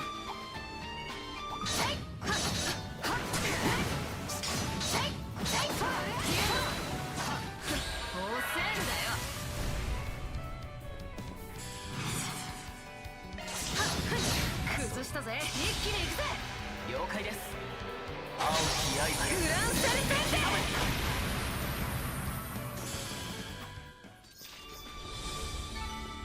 私にかかればこんなもんよ。お疲れ様でした、セリスさん。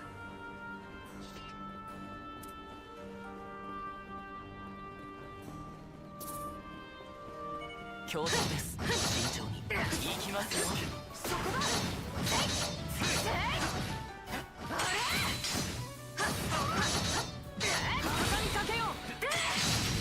じっくり行きましょう。遅えんだよ。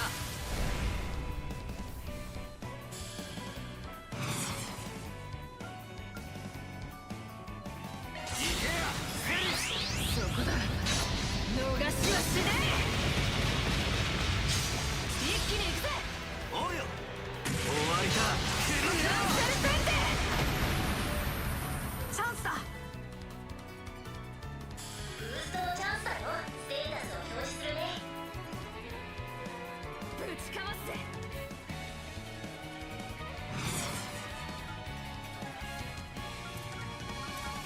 さて、どう攻めましょうか。ドライブ開始。行くぜ。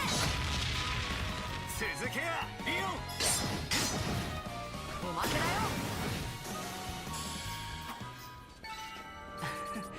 こんなものでしょう。 Wow, いい調子だな。 with a lot of リオン。 experience.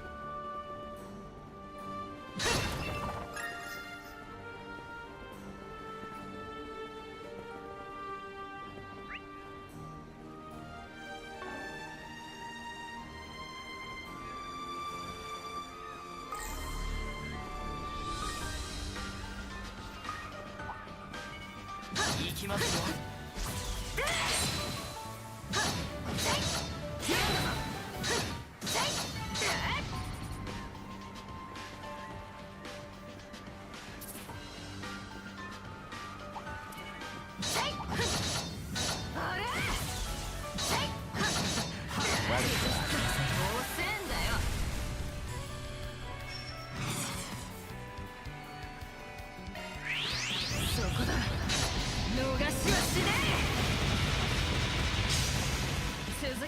Oh. I thought I boosted. I did boost. カトル君。そこ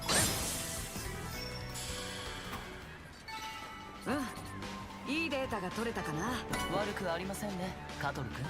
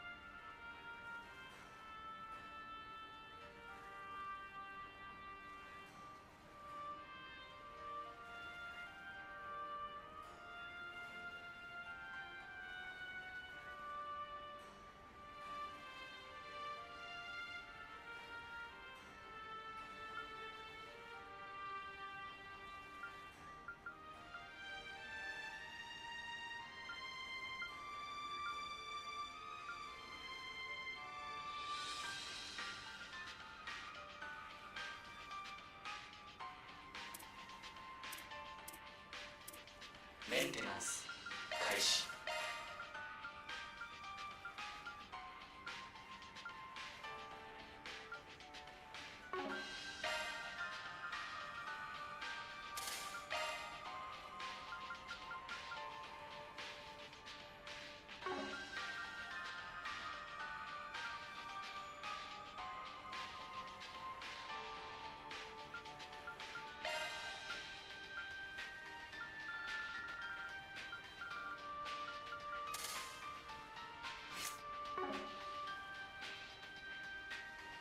Okay, I will be right back.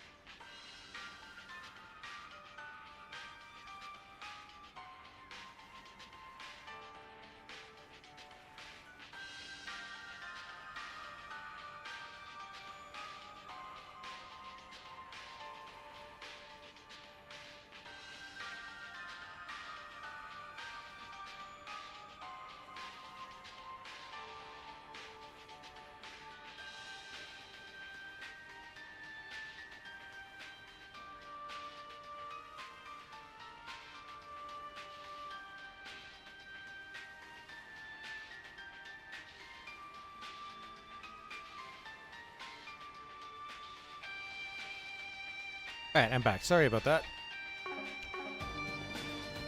Called away for silly errand.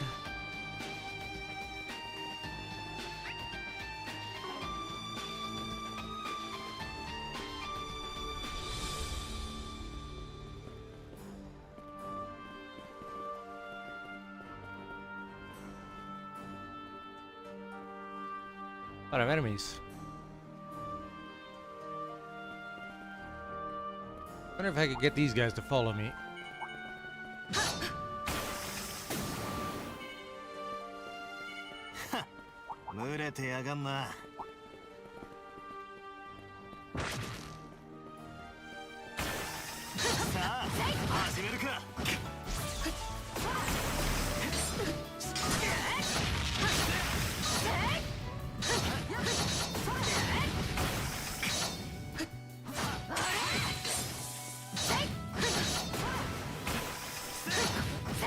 Oh, no, no, no, no, no, no. Don't do that. お、宝箱だ。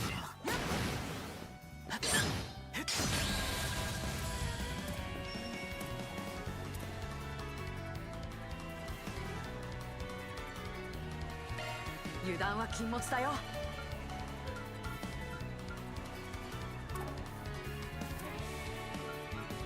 油断はしないように。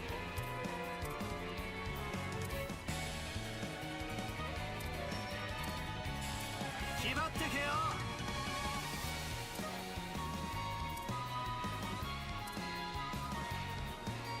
油断は禁物だよ。力を。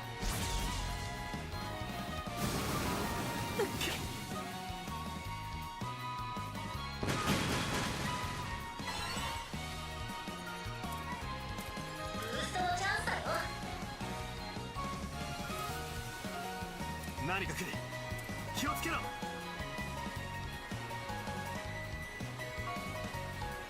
Oh, it doesn't split it into. 備える。 You stream a moment. Doesn't split it into. 何か来ます。注意。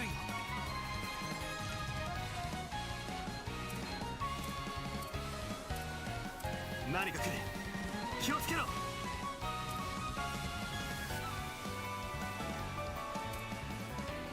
来るぞ。 So what I'm most worried about not killing.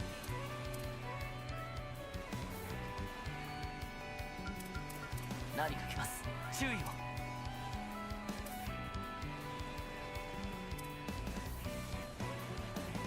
何か来る。それ。気をつけろ。では、片付け Oh, ま his しょう。 spell didn't go off? Oh, wait, it was Cella's casting. I see. 備える。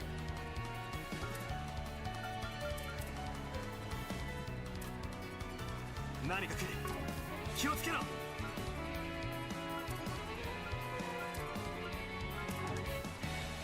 敵の動きに警戒して。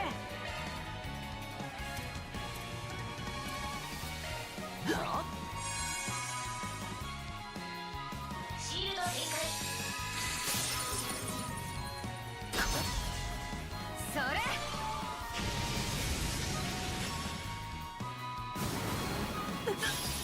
Wait, what?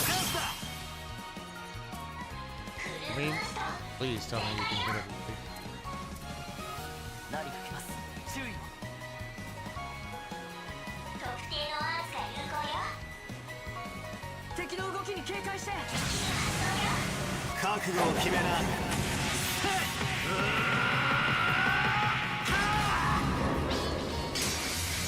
ドロイズライド。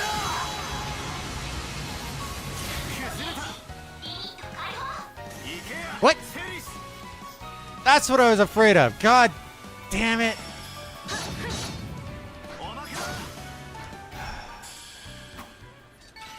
私にかかればこんなもんよ。すごかったです、セリスさん。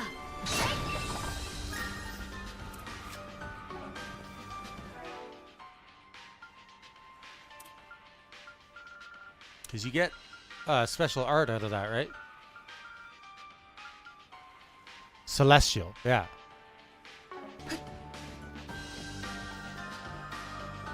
I want to respawn those enemies. 4 upgrade mats.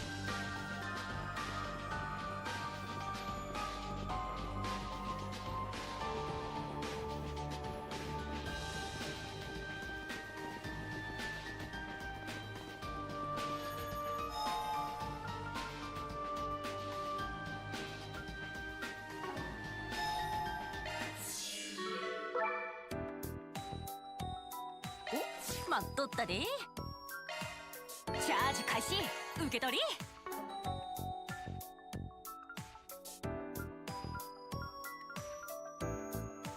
またいつでもどうぞ。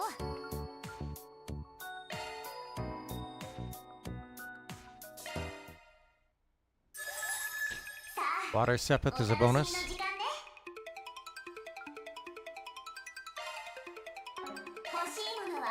I think I want to wait till the selection expands before I do this again. I'm hoping that it will expand when I enter 1B.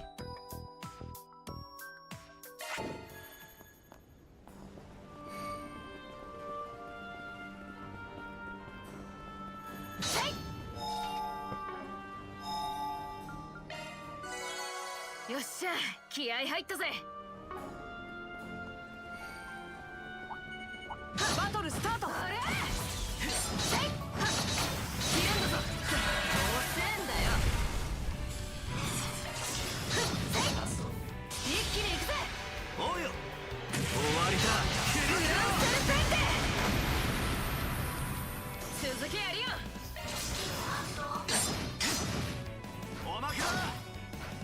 カトル君。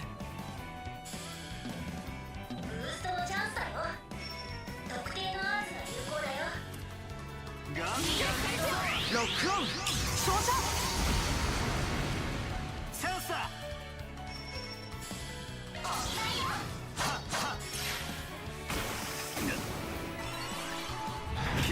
Annoying.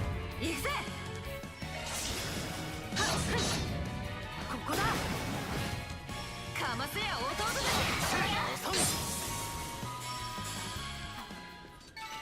よし、上出来だ。よくやった、弟だ。あれ？先なんだぞ、チャンスだ。濡らすなよ。遅えんだよ。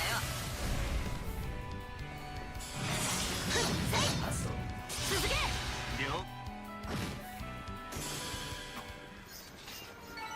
私にかかればこんなもんよ。さすがは姉弟子だぜ。あれ？消えんだぞ、ここだ。シャードを展開しよう。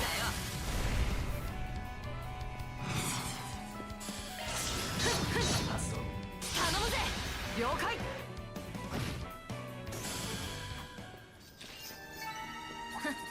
楽勝だぜ。お疲れ様でした。崩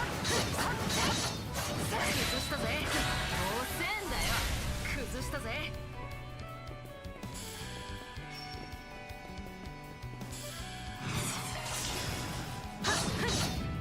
一気に行くぜ。行けサリシオン。はっ、それ。そこうん、上々の結果かな。悪くなかったぜ。脅威度こう。警戒しよう。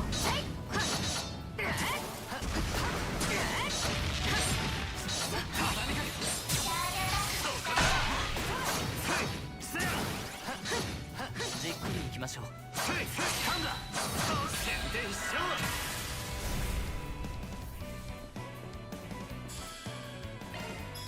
Oops.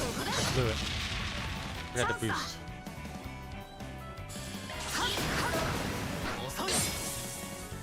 任せたよ。おまけだ。続けやりよ。Fantastic.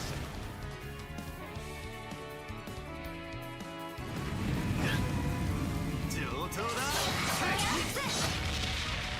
行けやセリ。おまけだ。私にかかればこんなもんよ。すごかったです、セリスさん。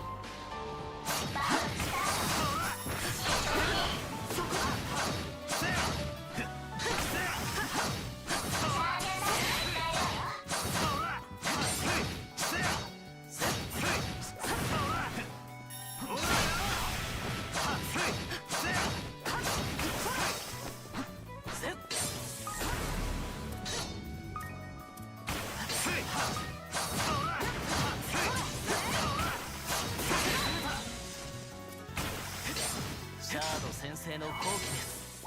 アーツ攻撃を進めよ群れてやがんな。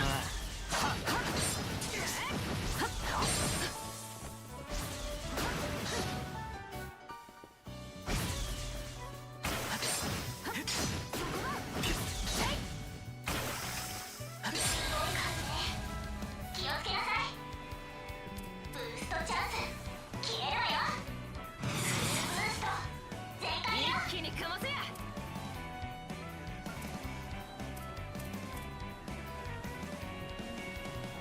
油断はしないよ。特定のアーツが有効よ。油断はしないから覚悟を決めな。バ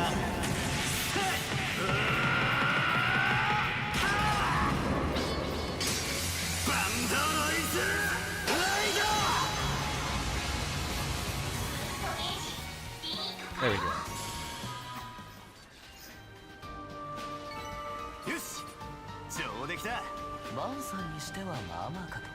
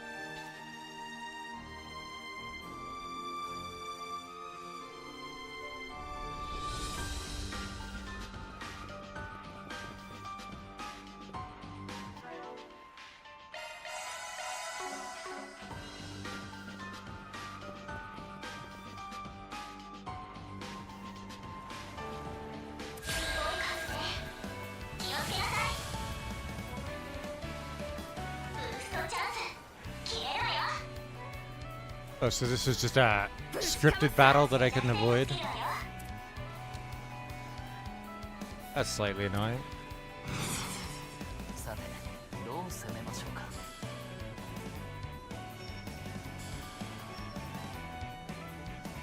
どんどん行こう。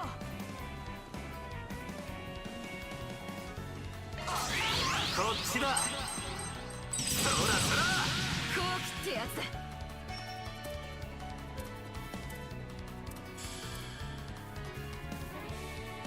どんどん行こう。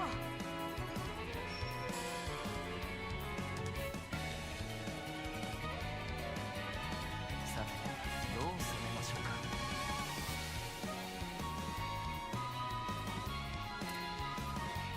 ガンガン行くぞ。砕け散れ。行けサリシオン。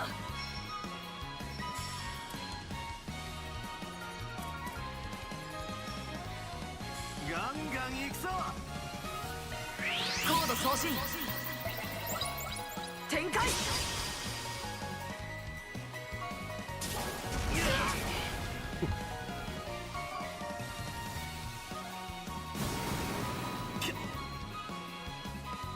後期。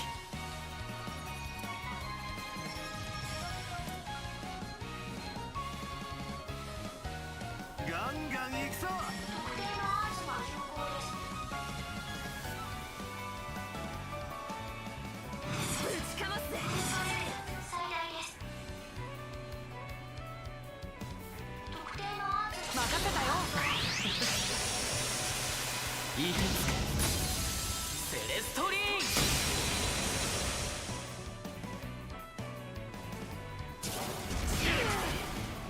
上等だ。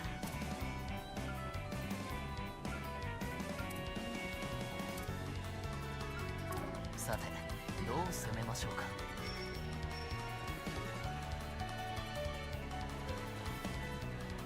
どんどん行こ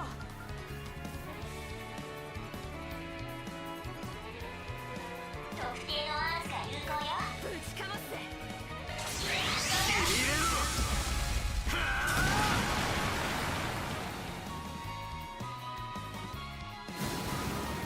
う。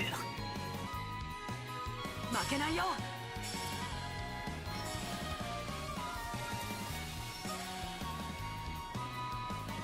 さサテライトどうキラー。攻めましょうか。あなたに使ったぞ。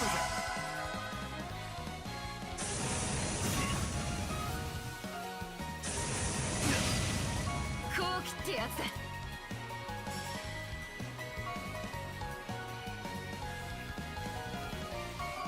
どんどん行こ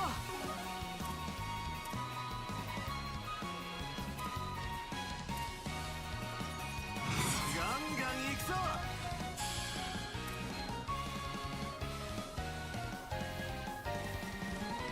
さてどう攻めましょうか。くらえ。グランサルペンテ。かませや弟だし。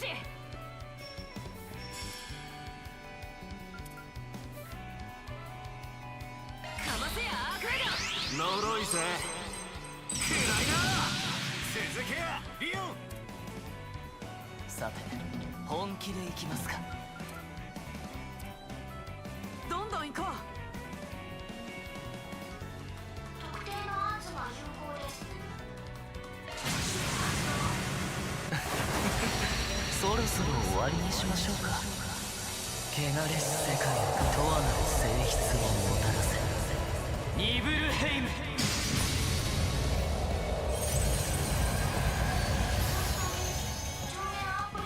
That was cool. う。チャンスだ。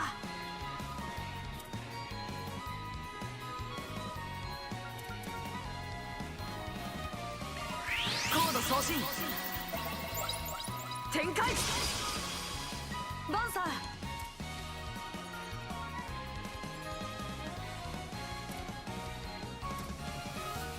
どんどん行こう。かませや弟だし。呪いぜ。くらいな。私に任せな。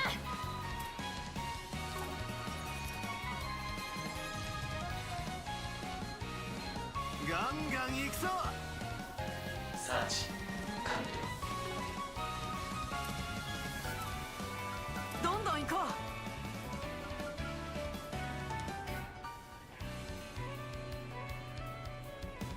女神力を。正解だよ。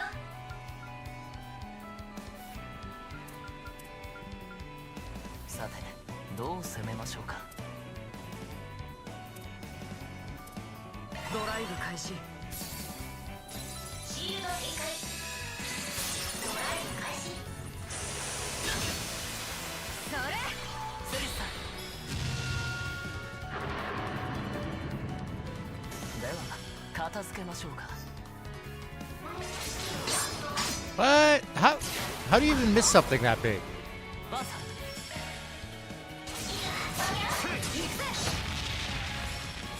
それ。行けスタリシオ。スタンだ。行くぜ。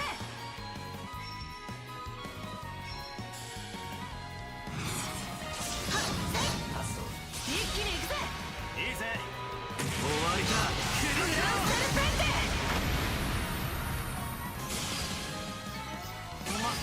こんなもんだろ。少しは成長できたかな。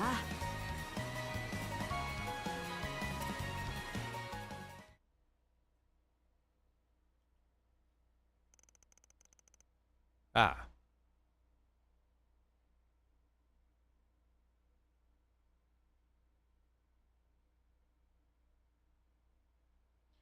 Meanwhile, back in Messeldam.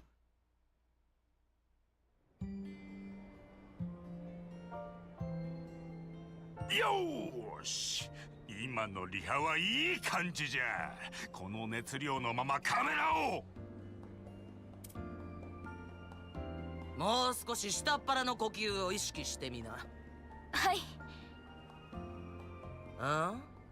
あの連中はこの先のクラブで間違いないのね。ええ、昨晩の連中が確かに入っていったと。突撃！何が何でも見つけ出すのよ。データを取り返して遺産を奪って捉えて実験台にしてどけどけなんじゃ。困ります。ただいま撮影中です。ようガキども、ちょいと浮いたが過ぎるんじゃないかい。あ？なんだこのババア。安心しな、演習用の模擬弾さ。この距離だと相当痛いだろうが、ま、踏ん張りな。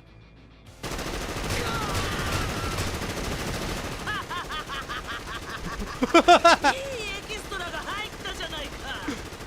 おらおら、踊りの踊りでロンドンのステップでね。昨日に続いてもう嫌だ。やっぱりかっこいいです、ドミニクさん。それにカメラ回せ回せ。全部記録しておくんじゃ。何なんだあの老婆は。いいからさっさとサツが嗅ぎつける前に取ったゼクトアームズ社。これも任務ならしか。Iscariot. あんたたちはなんで？増援を頼んだ覚えはないが、ちょうどいい。仕上げといこうかい。Well.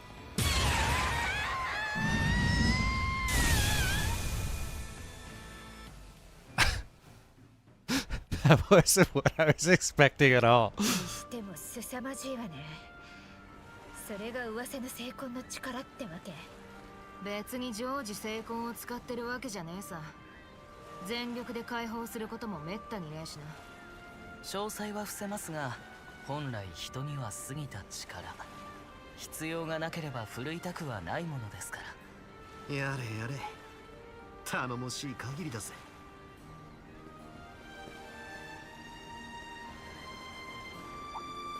距離を測定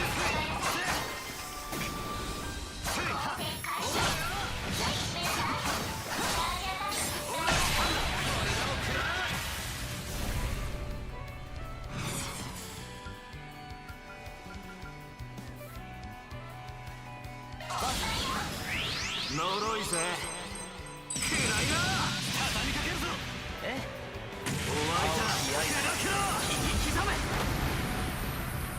後期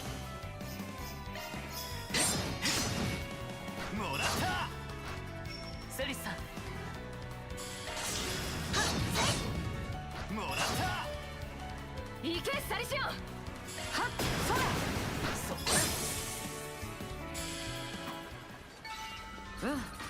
いいデータが取れたかな。悪くなかったぜサリシオン。数が多いですね。どうします？チャンスだ。一気に決めるぞ。気をつけなさい。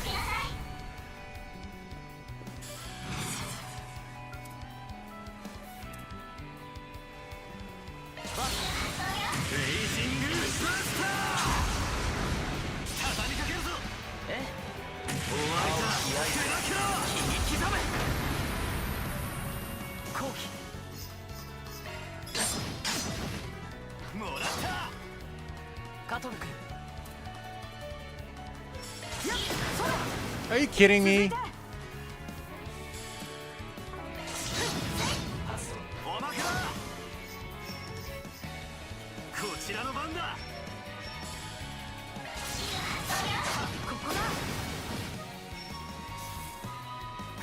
ってやつだ。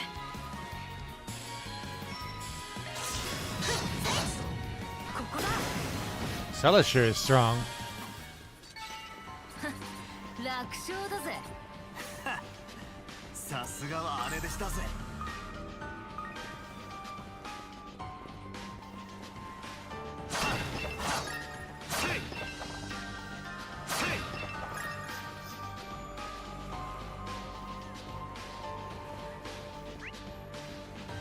Ah, got a couple more events coming up, huh?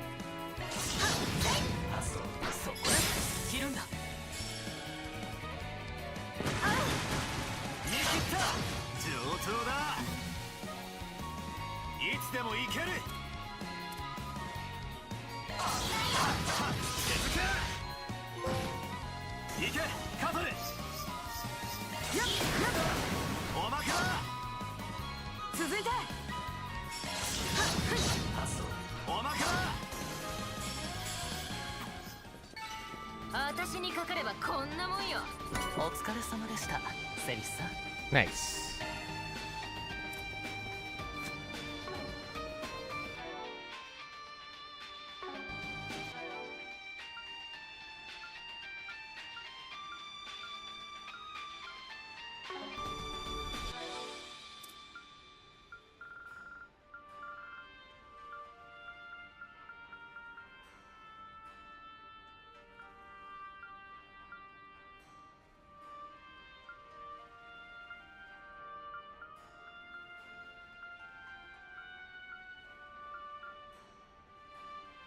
There it is.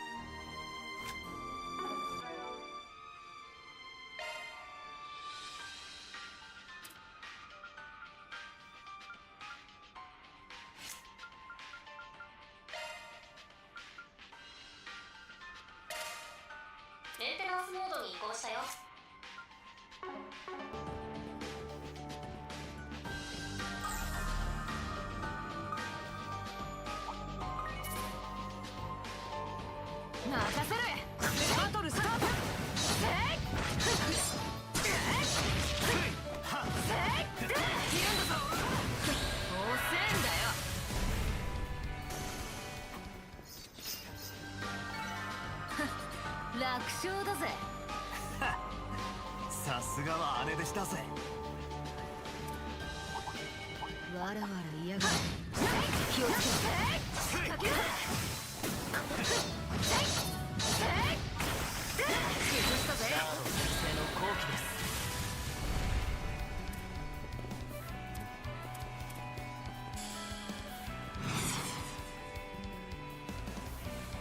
どんどん行こう。頼むぜ。了解です。青き刃で。フランス戦線で。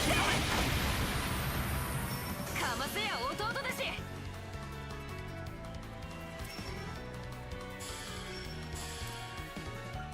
ぶちかますぜ。ボンさん。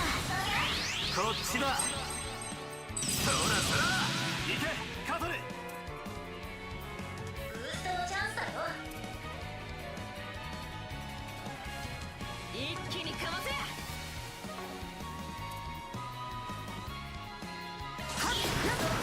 おまけだ。よ。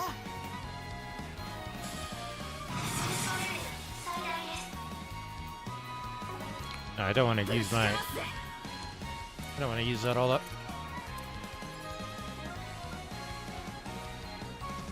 どんどん行こう。続きやるよ。渦を巻け。イジプトペイン。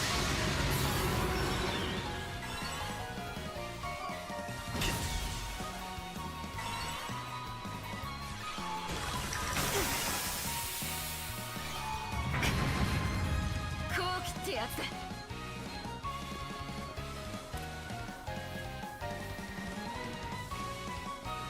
ガンガン行くぞ。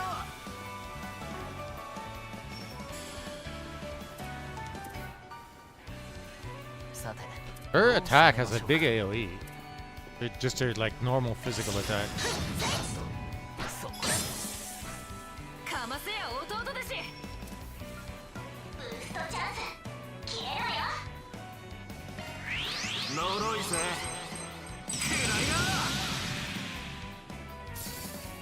行くよ。はっはっ行くぜ。 One down. 僕の番です。チャンスだ。ブーストチャンス呪いぜ。こう切ってやつだ。 Yes. チャンスだ。 The hell was that? ブーストのチャンスだよ。特定のアーツが有効だよ。油断はしないように。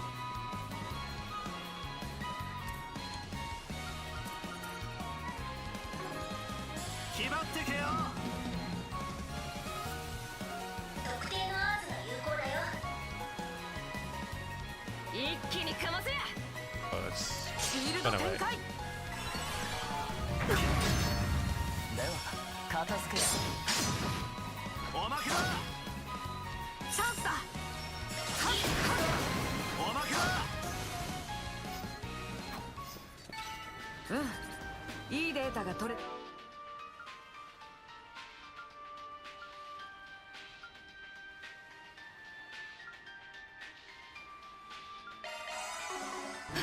悪くなかったぜ、サリシオン。 There's no way that's. Is there fishing here? そんじゃ始めるか。 There is, and there's one that I haven't gotten. よっと。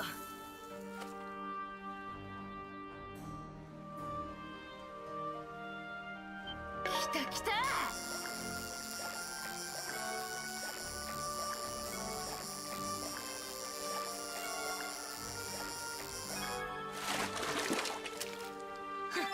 まあこんなもんか。 Azelfish.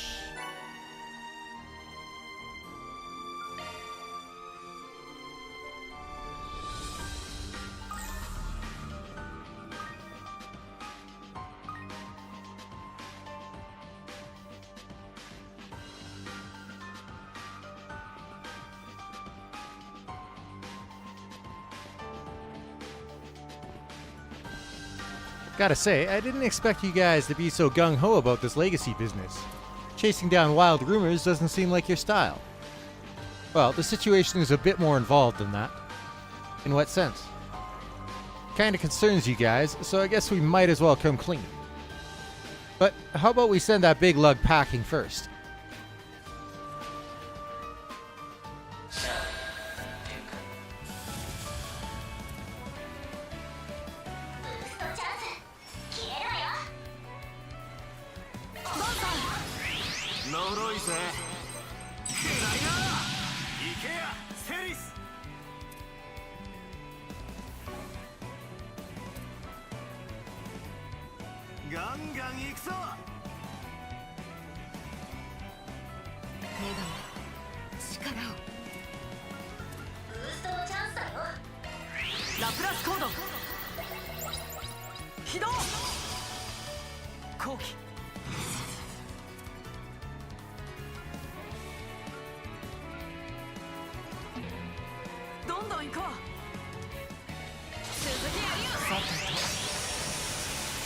そこだ。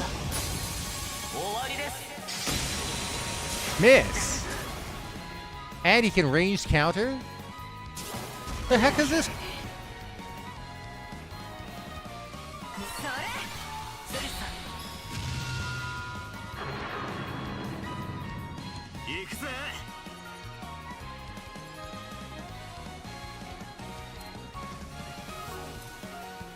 さてどう攻めましょうか。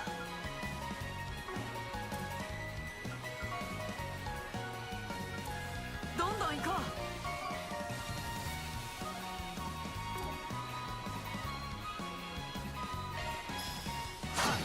おまけだよ。負けないよ。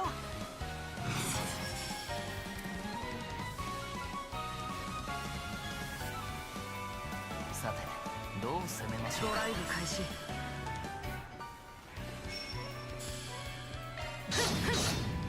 おまけだ。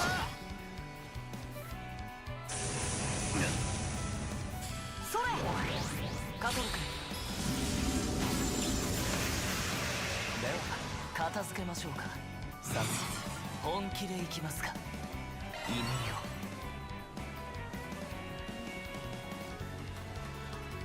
アーツで弱点。チャンスだ。出力最大。出力全開だよ。ぶちかますドライブ開始。続いてシールド展開。ドライブ開始。私に任せな。おまけだ。それカトル君、後期。さて行くぜ。チャンスだ。崩れた。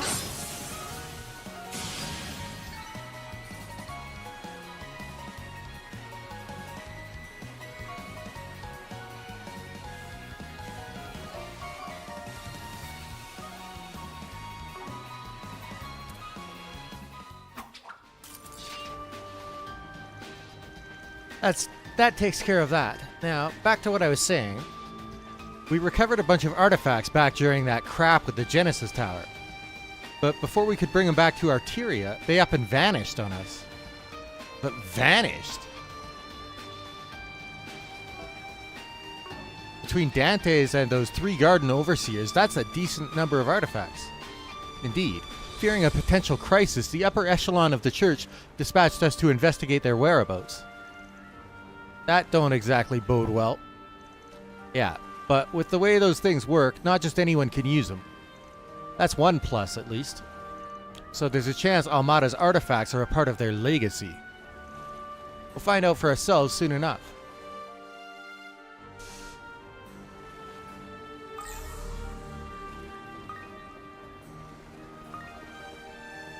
Why are we always having to find stuff out the hard way? そしてゲネシスの反応か。ま、放っておけねえ事態ってやつだな。わかった。最後までよろしく頼むぜ、守護騎士殿。行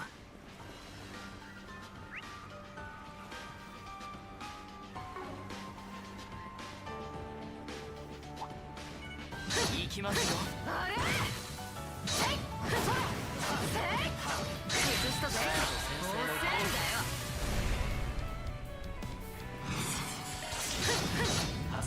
続け。おうよ。行けサリシオン。はっスタンだ。そこ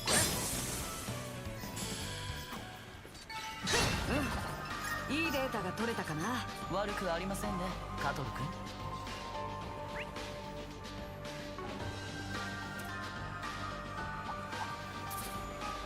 強敵です。慎重に。行きますよ。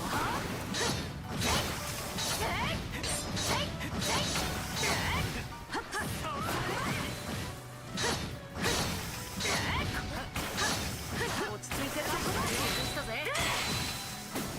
もうせんだよ。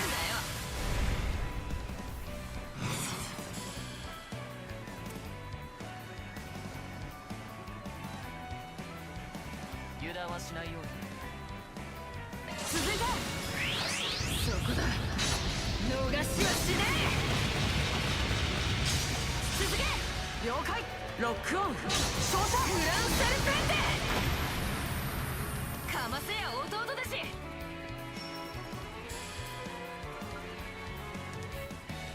かませや弟だしこっちだそらそら続けやリオ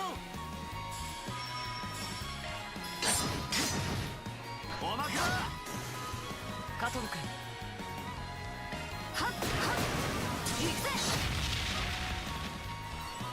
させない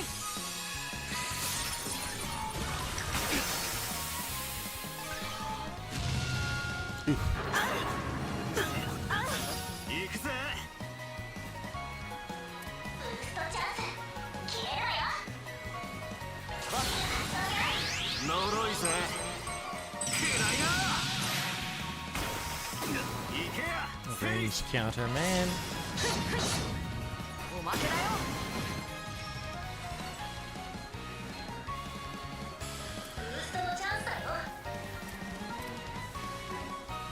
Much I would love to impede him. 後期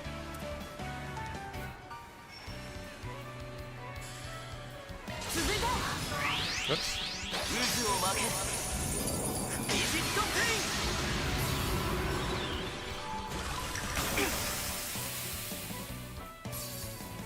イン行くぜ Get the act again immediately? ブーストチャンス That's some hot garbage. 弱点が尽きるわよ一気にかませや崩せるかよ行けやセリスもらった悪くはありませんね。楽勝だぜ。すごかったですセリスさん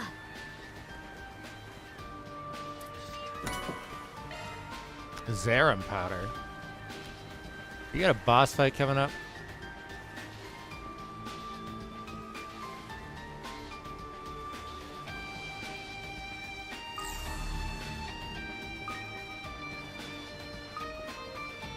This アルマーダの資材置き場どうやら目的地のようですね。慎重に向かうとしましょう。 Oh, it's a hidden dock. Damn.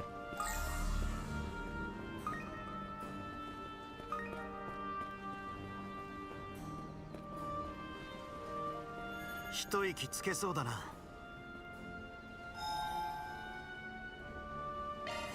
よっしゃ気合入ったぜ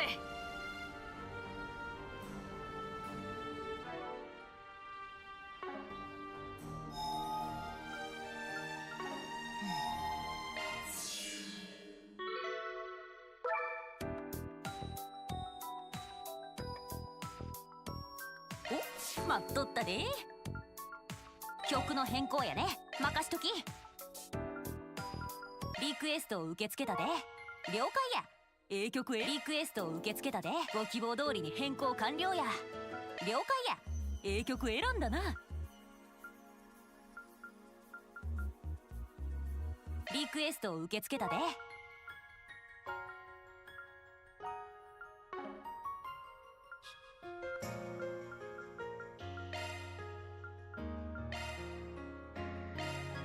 ゆっくり選んでなええもん揃えとるでおおきにええもん揃えとるでおおきにええもん揃えとるで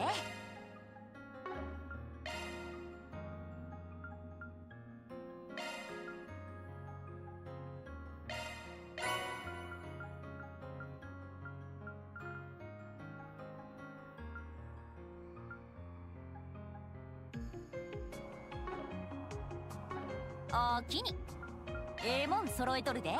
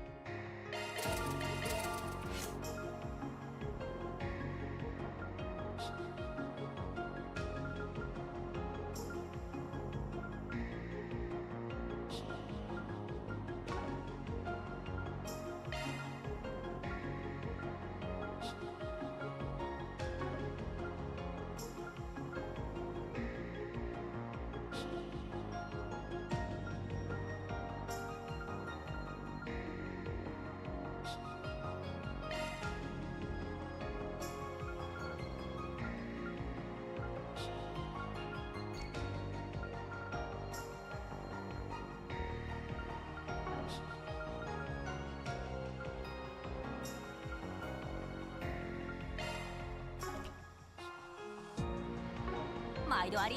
Man, this music is fantastic.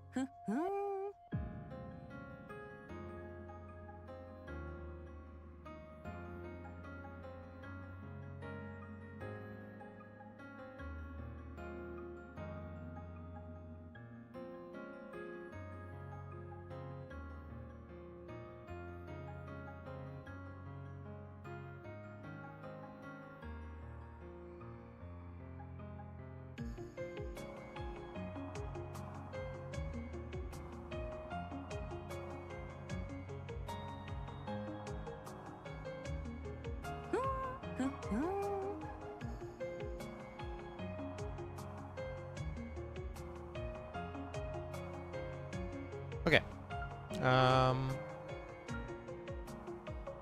またいつでもどうぞ。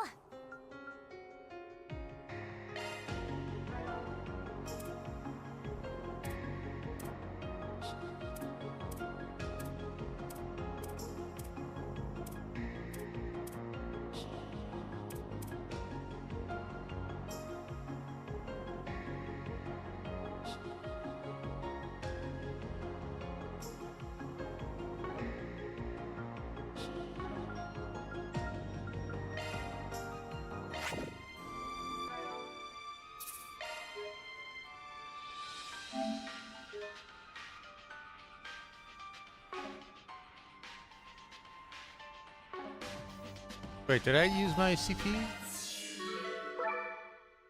毎度サポートは任せとき。ほら、バ There ー you ッと go. 補給や。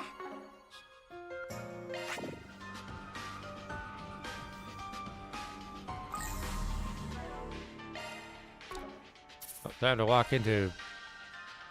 Oh, I have no idea. Actually, I'm gonna leave that.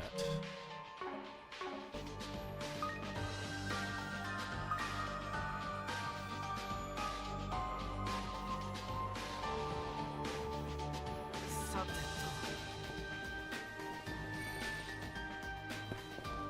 船か。いかにも密輸拠点っつう感じの隠れ家だな、おい。あ Crane on it. あ、どうやらここが終点らしい。何者だ。どうやってここに来た。ロビングラス号だな。危害を加えるつもりはねえよ。俺たちは裏解決屋だ。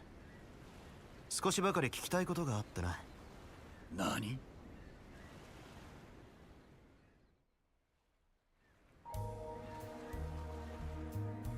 アルマータで仕事を始めたのは15の頃だ。他にマシな生きようもなくてな。当時のボスに命じられるまま足を突っ込んだのさ。以来組織の物の管理が俺の仕事だ。それ以外のことはほとんど知らん。だがそういったところが気に入られたらしくてな。ジェラールも俺を切ろうとはしなかった。文字通りの古株って感じだね。それにあんたマフィアにしちゃ随分と手堅いみたいだな。こんな場所で2ヶ月以上も潜伏生活を続けてるってのもそうだが。そいつは皮肉か。まあいい。この隠れ家を探り当てるとは大したもんだ。俺を始末しに来たんじゃねえなら要件を話せ。ミラか復讐か。俺はもう何をする気もねえ。大抵の願いは叶えてやれるぜ。この人どうしてそんな絶望した目で。首相な野郎だ。なんなら私らが懺悔でも聞いてやろうか。はん？セリスさん、ややこしくなるのでそのくらいで。我々が聞きたいのはあなた方の遺産、赤のフラグメントについてです。なんだと？やはり心当たりがあるようだな。アルマータが最後の鍵と呼び、未だ見つかっていない何らかの断片、裏社会の連中が追っている物について。お前らなぜそんなことを聞く？まさかとは思うが、また繰り返すつもりじゃねえだろうな。 Just the opposite. 答えろ。遺産を手に入れてどうするつもりだ？またクレイユ村みてえな悲劇を引き起こすつもりか？ちょっと待って、そこでなんでクレイユ村の名前が。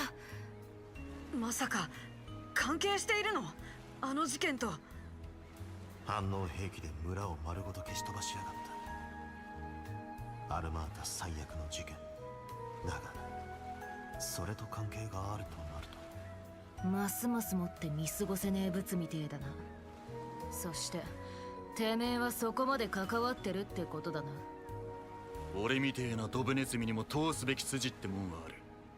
あのクソ幹部どもがやらかしたことを繰り返させるわけにはいかねえんだ。なるほど。マフィアの構成員にしてはまっとうな感性の持ち主のようですね。ですがだからこそでしょう、常識から逸脱した危険物を回収するのも我々の仕事でしてね。あなたも分かっているのでは？このまま野放しにもしておけないと。今また首都で妙な事件が起きてやがる。そいつがどこまで噛んでるかは分からねえが、絡みってんならケリをつけなくちゃならねえ。あんただってそうなんじゃねえのか？ああ、まったくだ。いいだろう。どうやら俺にとっても潮時らしい。これで許されるとも思わねえが。それじゃあその程度とは生ぬるいな。 Bro. この人たちって教会のイスカリオ？おいおいおい何の真似だてめえら。途中から妙な気配がしていましたが、なぜ副兵長さんがここに？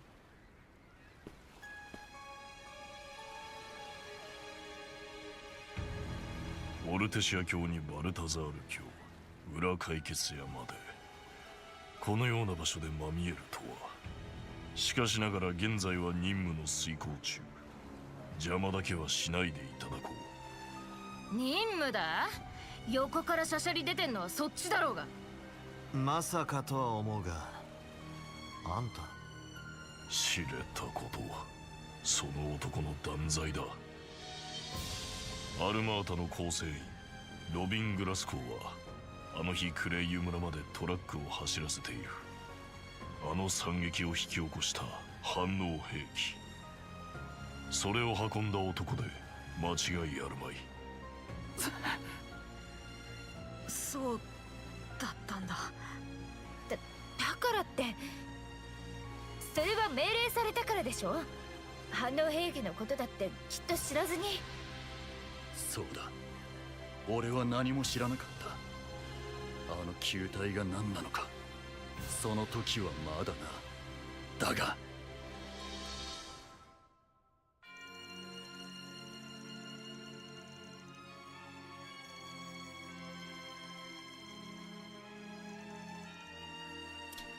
Oh, wait. This is insane. Those lunatics have gone too far. Thousands of innocent people murdered. Wait, the cargo I was transporting, was this my fault? Well, look who it is. Splendidly done, Glasgow. Thanks to you, everything went off without a hitch. Now be a good little worker bee and take the next one over to Arasion for us, okay? 二つ目は知っていて運んだのさ。俺には仇の家族がいる。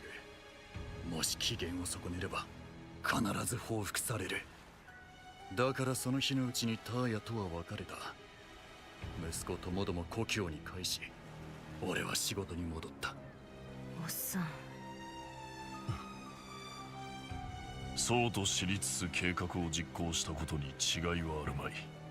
それはもはや下法の所業。死をもってあがめがいい。って待ちなさいよ。責められるべきはこの人じゃないでしょ。僕もそう思う。少なくとも死に値するなんて。無駄ですよ。副兵長さんは認定された悪を裁くだけですから。しかし参りましたね。ここで死なれてはいろいろ聞き出せなくなりますし。そっちがその気なら仕方ねえよな。ああ、任務遂行の障害となるならやむを得まい。 What makes you think you can win? You got your ass handed to you last time. 含めそれなりの手合い。こちらも少々本気を出そう。あれってオラシオンでも見せたザイファを応用した霊視多重包囲。特に彼の包囲は成婚に迫るかもしれませんね。って誰がそれなりで誰が。ともかくやるしかねえ。相手は手だれだ。お前ら油断すんなよ。ああ、もう了解。気をつけなさい。下法は狩るのみ。邪魔はさせん。ブーストチャンス決めるわよ。さてどう攻めましょうか。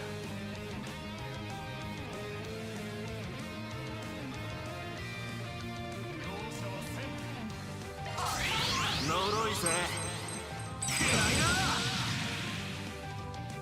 光よ、魔を断ち切れ。やってくれますね。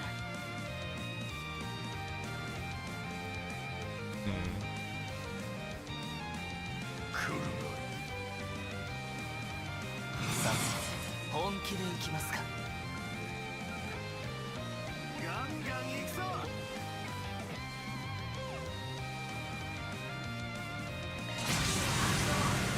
我が深淵にて凍えし表縁の刻印よ。汚れし世界に永遠なる性質をもたらせ。ニブルヘイム。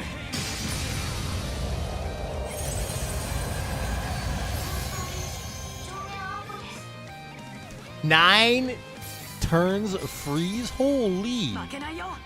That is OP.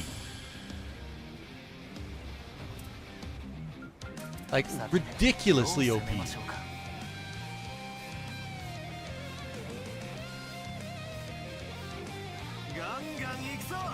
Can I not get both of them? There's gotta be a way, right?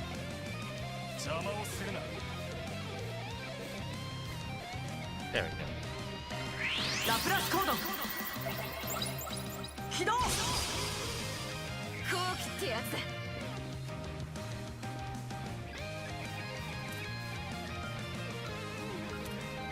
ガンガン行くぞ。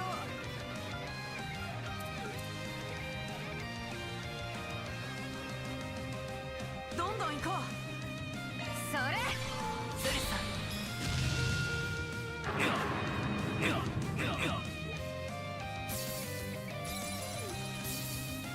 行くぜ。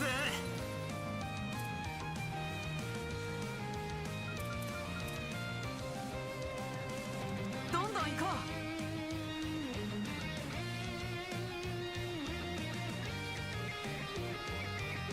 さてどう攻めましょうか。ブースト全開よ。ぶちかますぜ。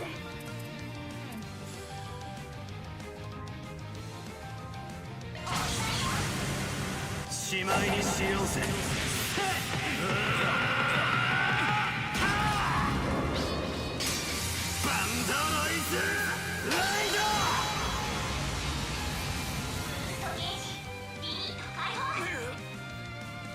後期ってやつだ。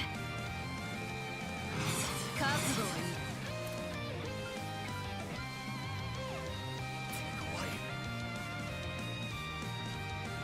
い。 Actually, I don't want to burn them. 迎えよ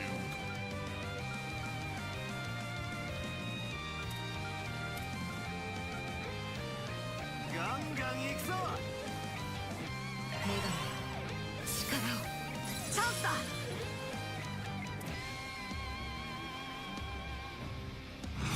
正解だよ。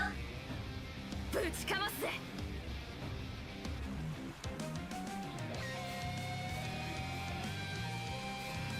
さて Got a critical, guaranteed critical, so let's フル go. パワーで行くよ。ランスモード起動。ディガンマドライバ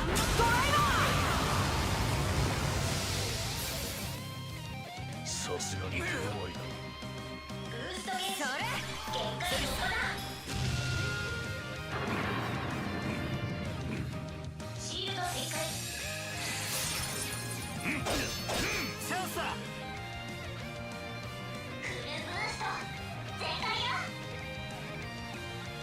ぶちかますぜ。おまけだよ。行けやセリス。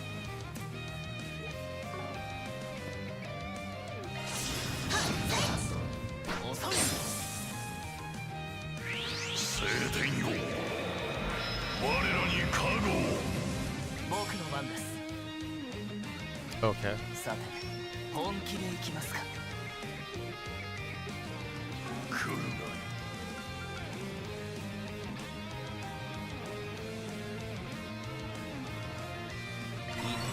女神の皆よ。任せたよ。行くぜ。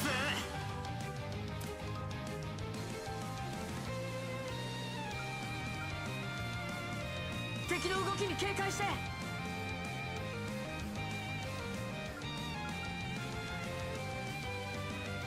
何か来ます。注意を。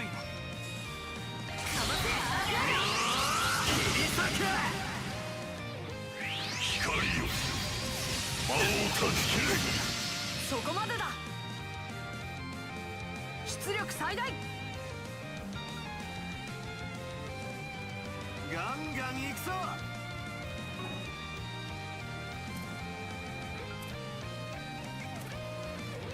迎えよう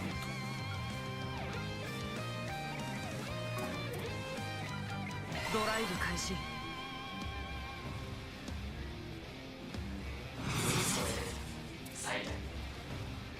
来るがいい。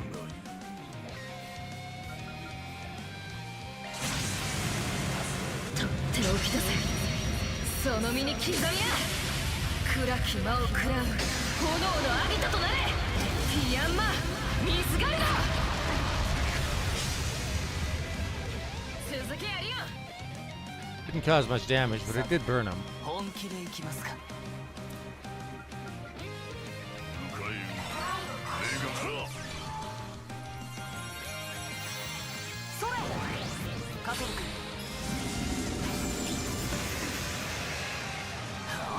続いて。行くぜ。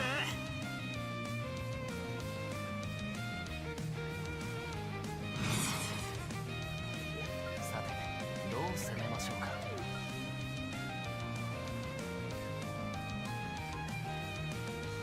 ぶちかますぜ。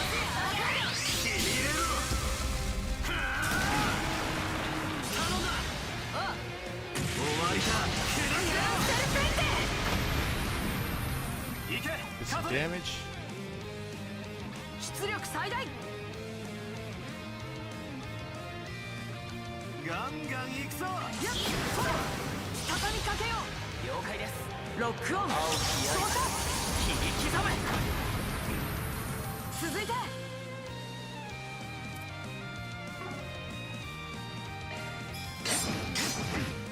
ここだ。筋は上回やったか。精進あるんでしょう。少しは成長できたかな。まだまだ飛ばすぜ。 Oh, party level up.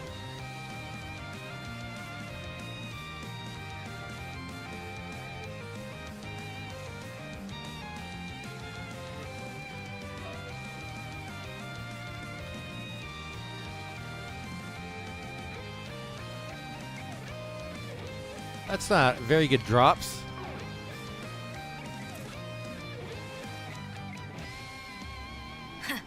食らいついてくんじゃねえか。あの霊視多重包囲も以前より精度が増しているようですね。でもこっちだって。お前らもういい。もともと報いは受けるつもりだったんだ。ここでけじめでも構わねえだろ。グラスゴーさん。悪いな、坊主みてえな年の子まで巻き込んじまってよ。だが今まで散々悪事の片棒を担いできた。俺にかばわれる資格なんざねえさ。そいつはどうだかな。グラスゴー、あんたがつけるべきは別のけじめなんじゃねえのか。Yeah. アルマータに属しつつもマフィアを嫌っていた最後の残党。罪から逃れるためではなく、あんたなりの筋を通したけじめってやつを。後悔してるってんならクレイユ村の連中に花は手向けたのか。追悼ミサは。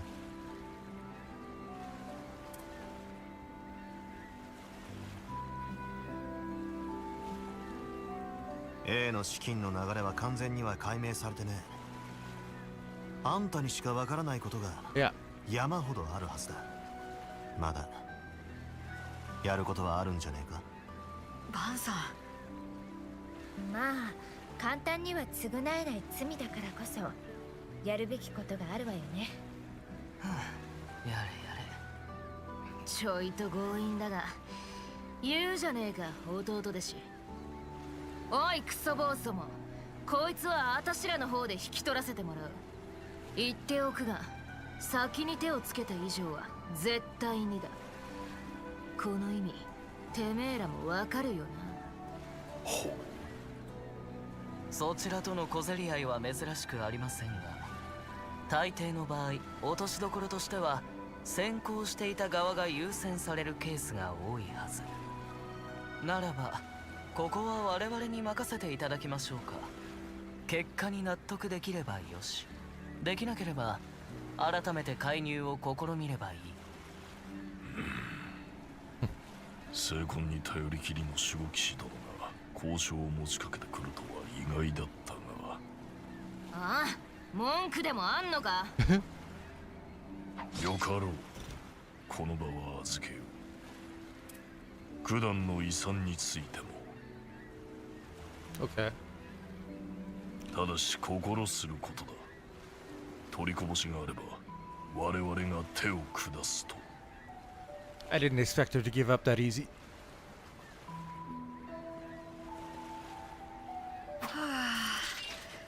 なんとかなったみたいだね。Yeah, we'll see about that. この先の落としどころ次第でしょうが。ま、上出来だろう。一旦引かせられてよかったぜ。何かあっちゃあんたを息子に会わせられねえからな。ん？ルカを知ってんのか。まあいい。散々説教足りやがって余計なお世話と言いたいところだが、一応礼を言っておくぜ。あいつらに会えるのは先になりそうだがな。え？言っただろう、潮時だとな。俺は警察に出頭する。もう一度家族の元に戻るためにな。グラスゴーさん。つくづく家族思いだな、あんた。まあ刑期は長くなりそうですが、あなたなら何とかなるかもしれませんね。ああ、しっかり務めを果たしてこいや。恩返しってわけじゃねえが、こいつを譲ってやる。お前らなら危ねえことにはならないだろう。赤のフラグメントを手にしても。なんだ、やっぱてめえが持ってやがったのかよ。まったくもったいぶるわね。ってそれ It's part of a こいつは Genesis? 年代物のオーブメント。それでいて複雑かつ精巧な作り。間違いないけど、でもバンさんたちが持っているゲネシス、まるでその一部のようですね。知ってやがったか、その名を。そう、こいつはゲネシスってやつの一部だ。それもおそらく第8のな。 Wait, he knows about them? 第8のですって。確かに見つかってなかった。けどバンさん、もしかして。 Because we already saw the 8th. ああ、分割されてるだと。くそ、こいつは。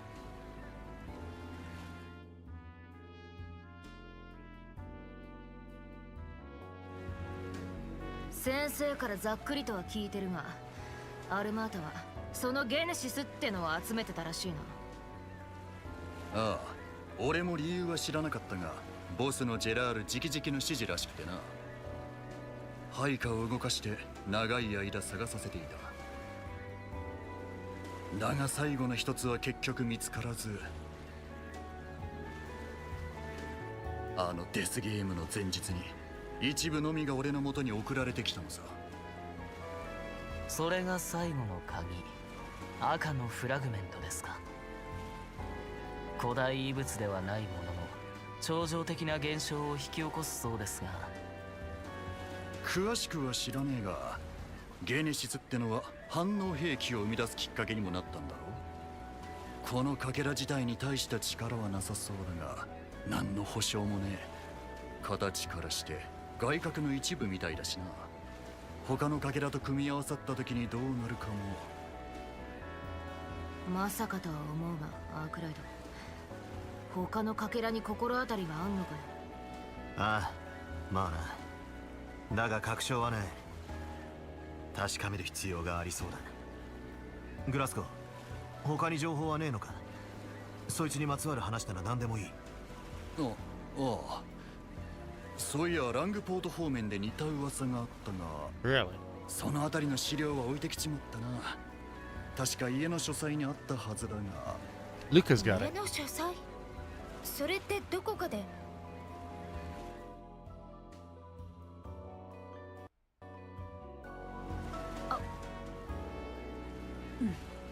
もしかしたらあのトランクに。バンさん、早速ルカ君に連絡して。トランク？よくわからんが、そういやお前ら息子と知り合いなのか。一体どうして？ああ、実は昨日知り合ってな。あの子、あんたを探そうと一人で大きなトランクを持ってうろうろしてて。まだ若いのにけなげよね、まったく。結局依頼は受けなかったけど、お父さんが無事だったって伝えてあげないとね。待て、お前ら何を言ってるんだ。え、だから昨日ルカ君と会って。あの子、トランクに書斎の書類をたくさん入れて持ち歩いてたからって。違うんだな。確かに俺の息子の名前はルカだ。だがあの子のはずがない。ルカはまだ5つになったばか。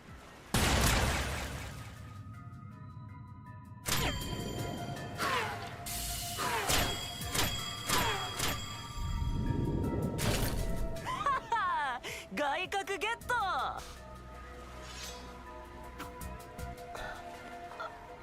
あんた、どういうこと？その顔、ルカ君。あれが彼の息子ですか。しかし今のは。ああ、ありえない角度の狙撃。おそらく異能の一種だろ。どうなってやがんだ、アークライド。ああ、してやられたぜ。かすかに匂い上がるとは思っていたが、ここまでやらかすとはな。ルカ、俺たちを利用しやがったな。息子を名乗り、この男を探し当てさせるために。ピンポンピンポン、さすがじゃん裏解決屋さん。にしてもショックだよな。うすうすとはいえ最初から疑われてたなんてさ。依頼も受けてもらえなかったし、こっそりつけてくるしかなくなっちまったじゃん。やだやだ、僕も頑張ったのにこれってどういうこと？ふざけてんじゃないわよ。あんたが何者かなんてどうでもいい。その格好も獲物もただ人を撃っておいてヘラヘラ笑ってんじゃないわよ。そうだよ。なんでこんな形で罪を償おうと決めた人を。降りてこいやクソガキ。このセリス様の前でやっちゃいけねえことをやりやがって。ほらきっちりケツ拭かせてやるよ。やっべ、あれが守護騎士？僕消し済みにされちまうんじゃん。なんてな。そんじゃこいつを使うしかねえよな。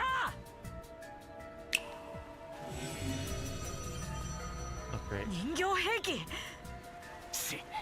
なんつう数を。それにこの種類は。さらにこうして。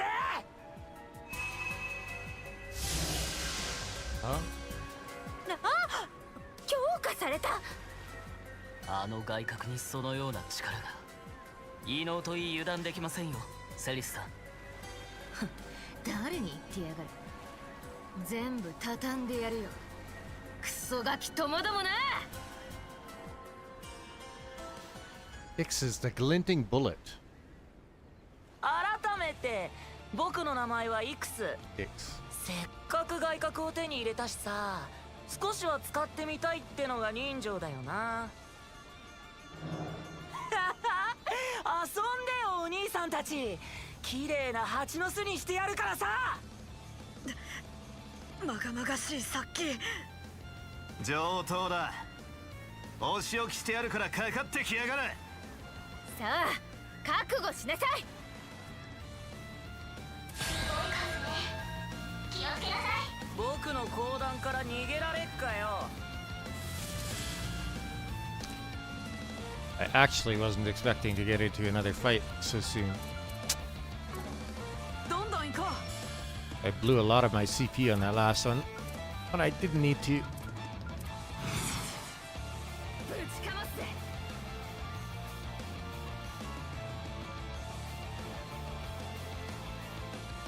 さてどう攻めましょうか。呪いぜ。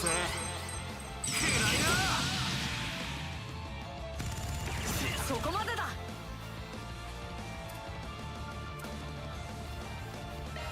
コード送信。展開。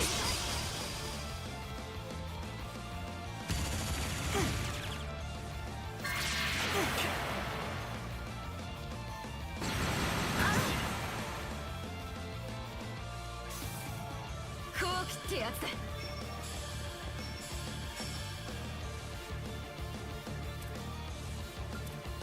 さてどう攻めましょうか。サーチ完了。降参しとけば。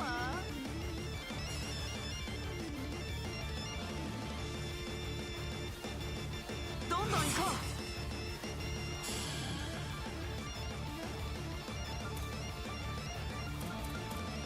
ガンガン行くぞ。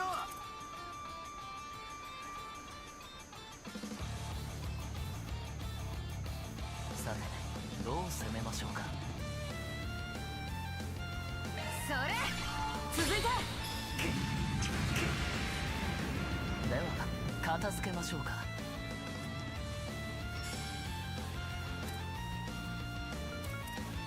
ぶちかますぜ。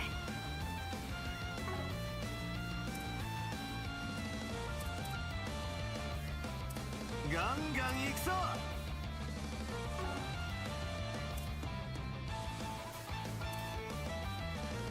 無駄なあがきってな。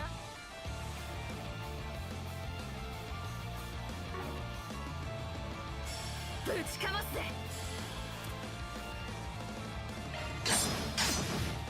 おまけだ。こう切ってやつだ。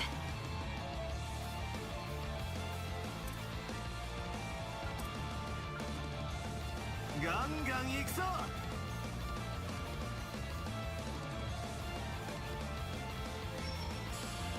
どんどん行こう。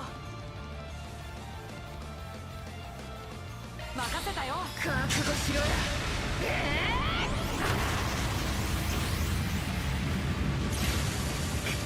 チャンスだ。いつでも行ける。どんどん行こ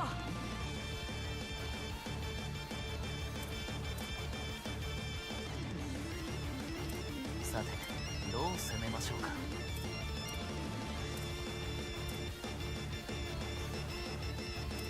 無駄なあがきってな。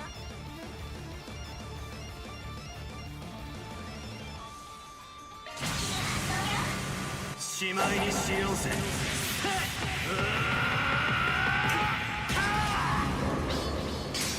バンドロイズライド。 Yeah. Take some of the numbers out. チャンスだ。 Outnumbered like that is terrible. チャンスだよ。ガンガン行くぞ。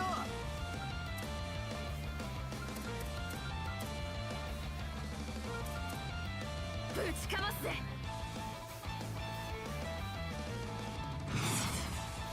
出力最大。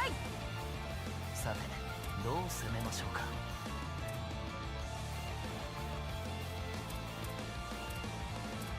降参しとけば。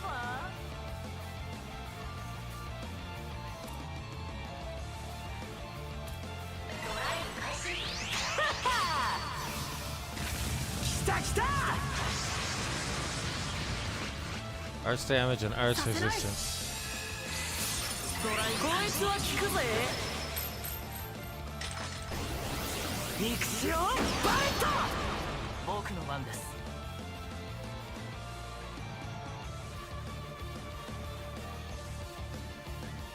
どんどん行こ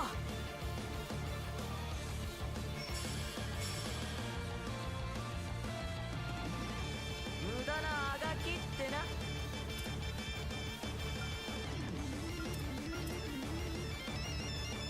ぶちかますぜ。戦争レベル最大です。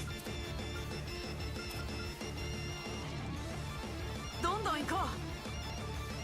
ドライブ開始です。そこまでだ。 Oh, it impeded? 出力全開 That's で。 terrible. 決まってけよ。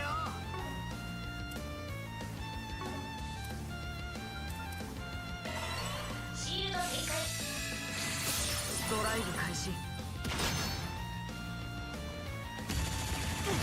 上等だ。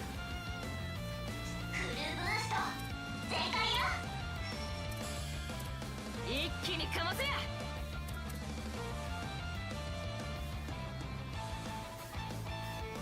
油断はしない。こっちだ。そらそら。続けやリオン。さて That 本 impede. 気でいきますか。決まってけ Hey, よ。 screw this.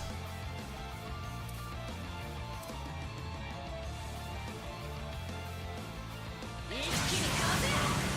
我が深淵にて凍えし氷炎の刻印よ。汚れし世界にとわなる性質をもたらせ。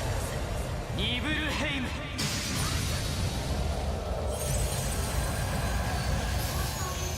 上限アップ。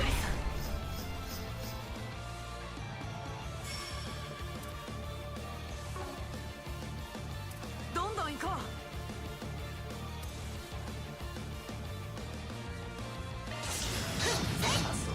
そこでそれ。行けカトレ。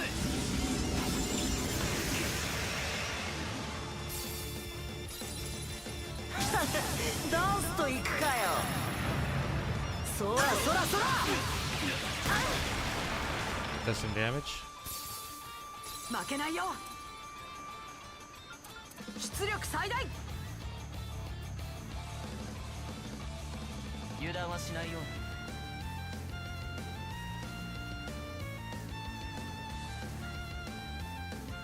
降参しとけば。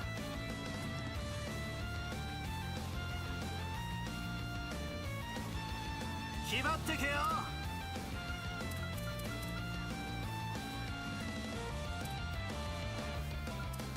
一気にかませ。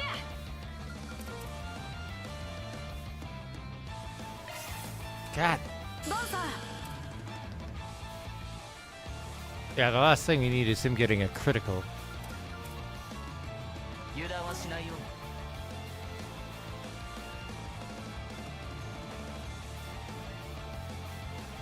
に。油断は禁物だよ。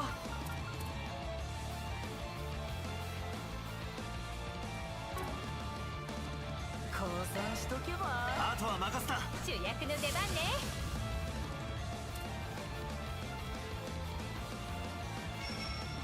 ぶちかますぜ。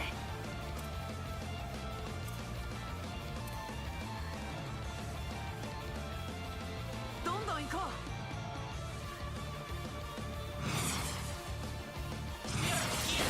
ニャンタセナーチ逃げ場はねえってのはゴルゴダインテグラ。 Wow, okay.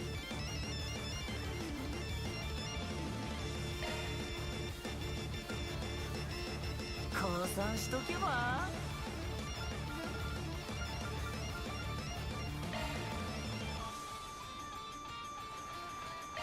それ。あなたに感謝。しくじりましたか。 Man, that's some garbage. こいつは効くぜ。肉潮バイチャンスよ。 Bastard's so fast, でも too. いけるわ。降参しとけば。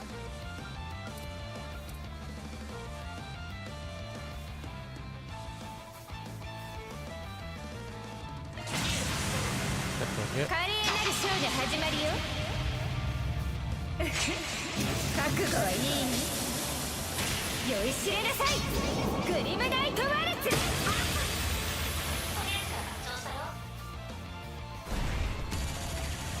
後期ってやつだ。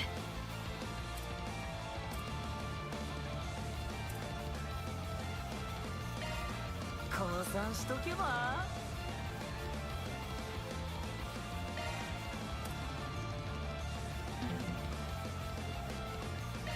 それ。ありがとう。こいつは効くぜ。肉潮バイト。そこまでだ。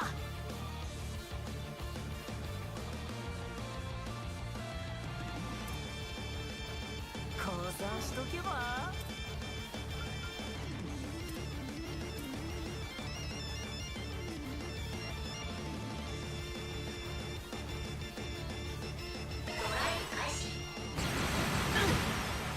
後期ってやつだ。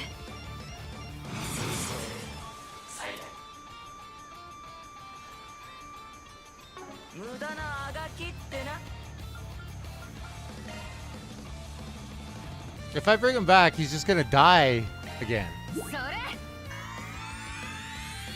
あなたに感謝。 This little shit. Okay. 負けないよ。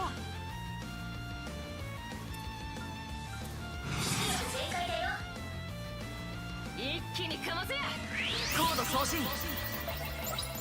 展開。こいつは効くぜ。肉潮バイト。僕の番です。 It's ridiculous how much damage it deals. 一気にかませ。お願いします。おう、任せろ。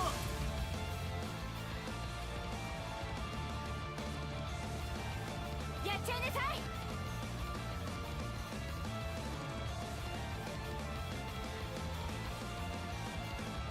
産しとけば。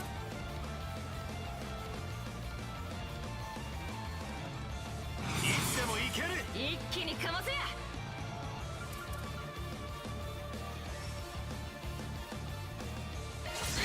こっちだ。そらそら。チャンスよ。いつでも行けるわ。決まってけよ。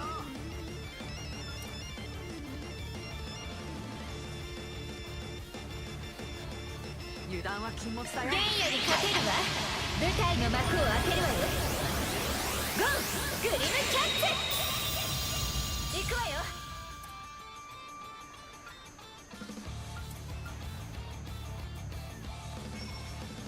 降参しとけば。来なさ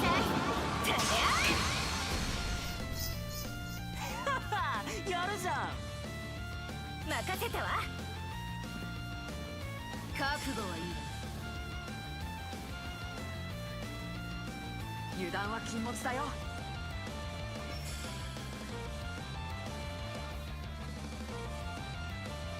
やっちゃいなさい。ここだ。いってチャンスだ。出力最大。はっはっ行くぜ。シールド展開。借りは返すぜ。いつでも行ける。やっちゃいなさい。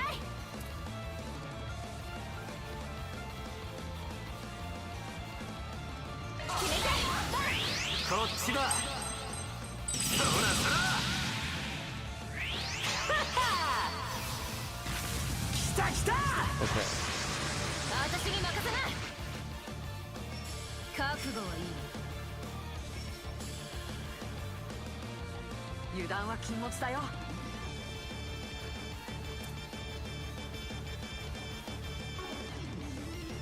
やっちゃいなさい。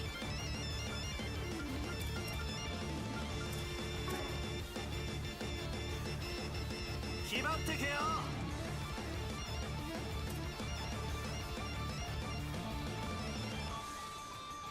油断は禁物だよ。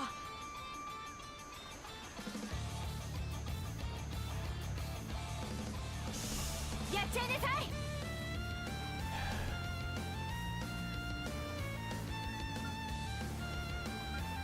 決まってけよ。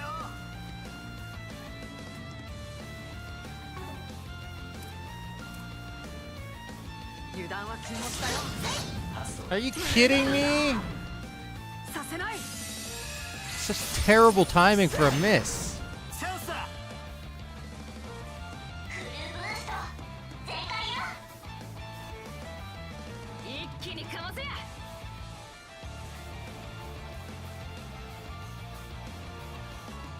油断は禁物だよ。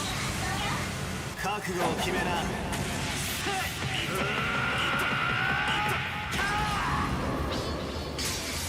ンドロイズライド。チャンスだ。リミット解放。出力最大。決まってけよ。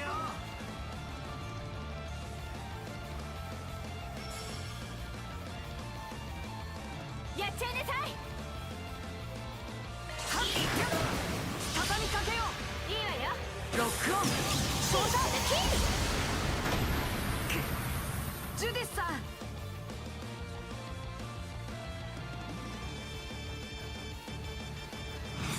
キル。いつでも行けるわ。ガンガン行くぞ。じゃあ畳みかけるわよ。わかった。ロックオン。ソーダーでこう切ってやつだ。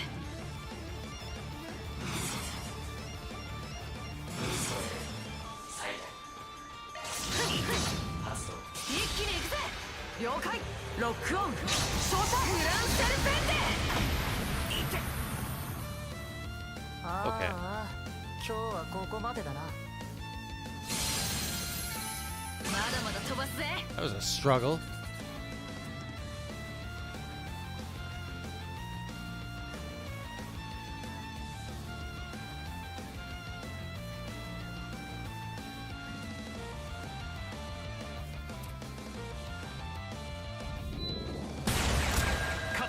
今だ。この程度ってやべ。目標物をダッシュ。 Oh, 生かせるかよ。そろそろ置いてはしまいにしろよ。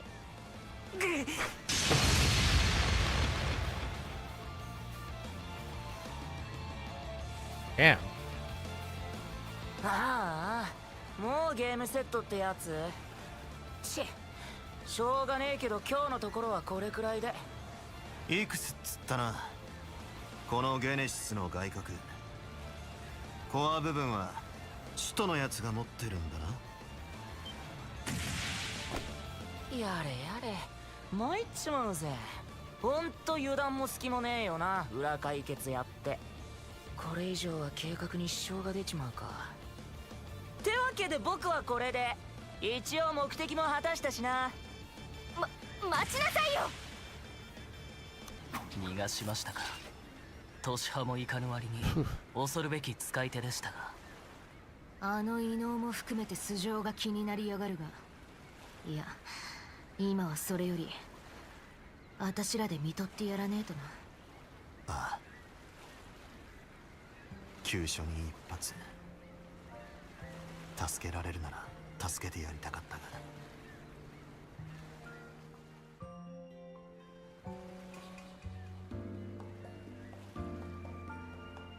グラスゴーさん、さっき人を呼びましたから、もう少しだけ頑張ってください。こんな終わり方って。すまねえ。あんたの家族に合わせてやれなくて。気にすんな。俺は満足だ。お前らに託せて少し肩の荷が。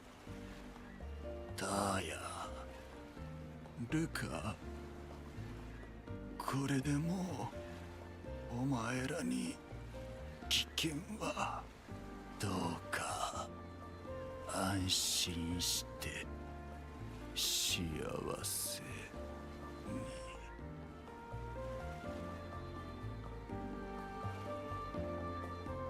汝ロビン・グラスゴー、空の女神のもとへ召されんこと。その罪が許され安らかに眠らんことを。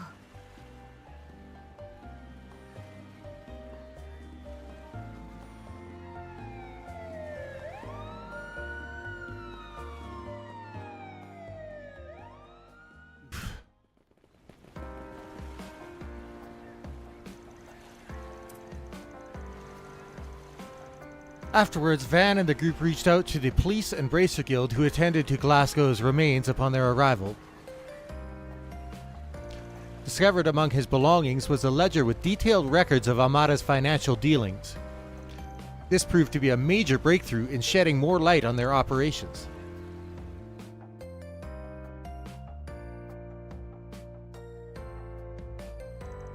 Despite all the bumps along the way, director Goatee and director Lamb's collaborative film completed principal photography in Messeldam. Zect Arms, by contrast, was subjected to a compulsory investigation, forcing the company to withdraw from the Republic. Great, she's still at large. Although a number of their employees did manage to evade the authorities, the port city was finally at peace once more.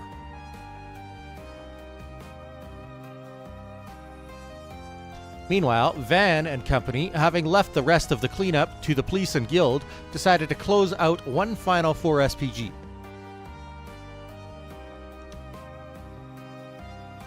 And so, in a small village just a short ways away from town, they delivered Glasgow's last words to his family. .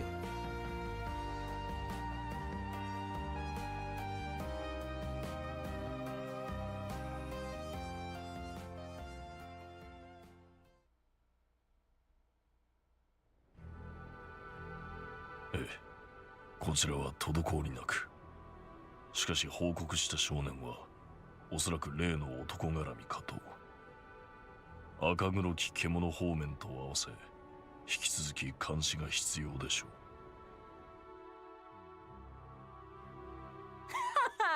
案外楽しかったじゃん。いくつか予定外もあったけど、初仕事にしちゃ上出来なんじゃね？ああ。まあ、分かってるって。心配ねえよ。火種も撒いたし、祭りはこれからじゃん。一緒に盛り上げようぜ。夜だ。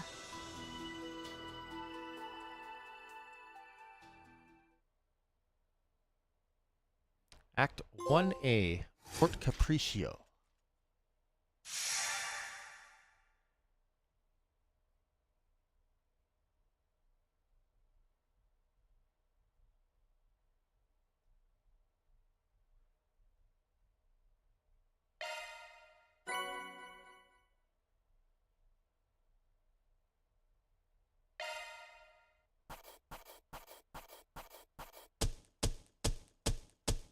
Ma, こんなもんだろ。はあ、完璧じゃねえか。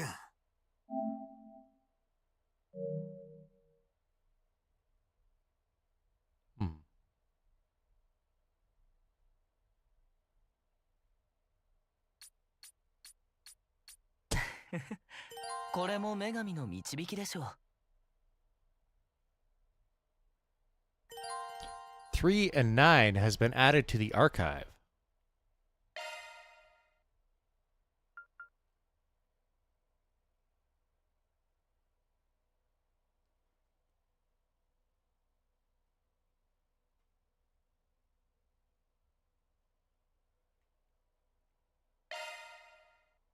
と9。幼い頃より殺し屋として育てられ、組織に道具としての生き方を強制された少年3。彼はパートナーの少女9と共に暗殺の任務を遂行し、その合間に密かに組織から逃亡する計画を立てた。しかし逃亡を実行する直前、計画は9にバレ、管理人エンペラーに密告された。死を覚悟した3だが、9の攻撃は彼にではなくエンペラーに向けられた。なあちゃんはスーちゃんがいたから救われたんだよ。だからお兄ちゃんの分まで頑張って生きようね。9の言葉に救われ、3は彼女を守り、共に組織から逃げ出すことを決意した。二人は再び強大な古代遺物を駆使するエンペラーと相対する。知恵と技を出し尽くし、何より互いをパートナーとして信頼しての抗う戦い。その死闘の末に、なあちゃんたちはもう道具じゃないし、誰かを道具にするつもりもない。それに人を殺すのはあんたが最後だ。さよなら。ついにエンペラーを倒し、3と9は自由を勝ち取った。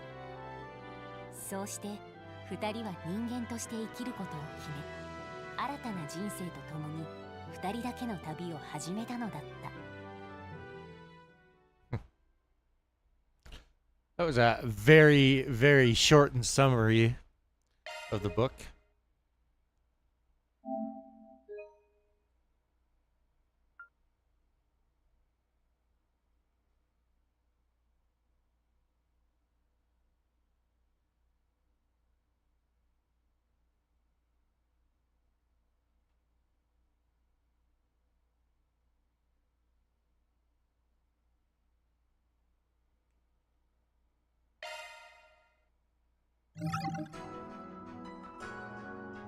Substitute Spriggans. Yeah, that's what I thought. Swin, Nadia, and Elaine. That's interesting.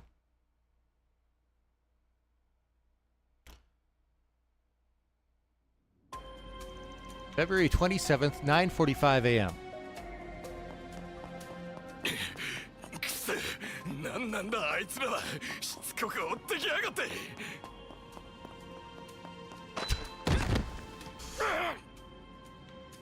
いい加減諦めろ。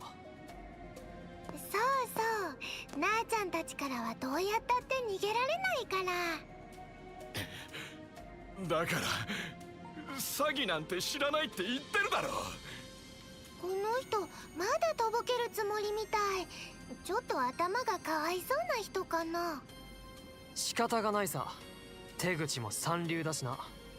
足がつくような証拠が多すぎて途中から全部集めるのを諦めたくらいだ。クソガキどもがなめやがって。詐欺に加えて傷害未遂、また罪が重くなったな。本性も表したみたいだし、今度こそ言い訳なしだよ。分かった、認めよう。だがその上で提案がある。今回の稼ぎの半分を君たちに譲るから、それで見逃してくれないか。どうせ元傷害犯のクズから騙し取ったものだ。気にすることはない。呆れたな。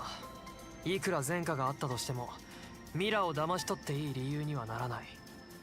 確かに臨時収入はいくらでも欲しいけど、そんな汚いミラじゃ気持ちよく遊べないよ。わからずやのガキどもめ。だったら俺をどうするって言うんだ。警察に突き出すか、それともギルドか。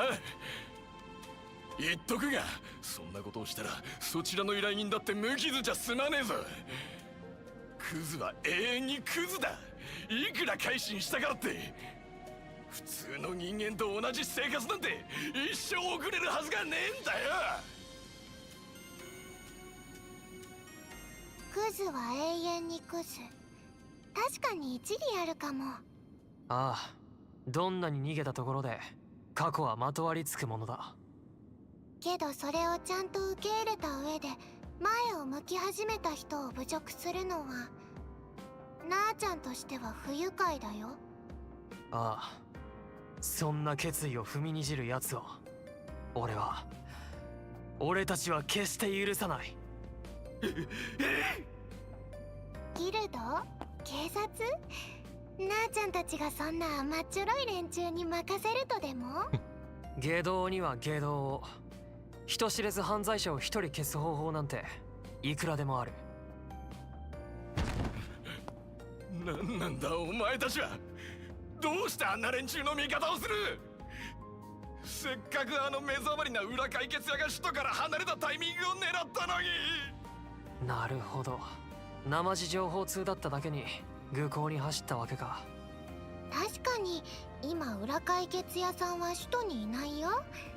その代わりなあちゃんたちがいる。俺たちは裏解決屋代行だ。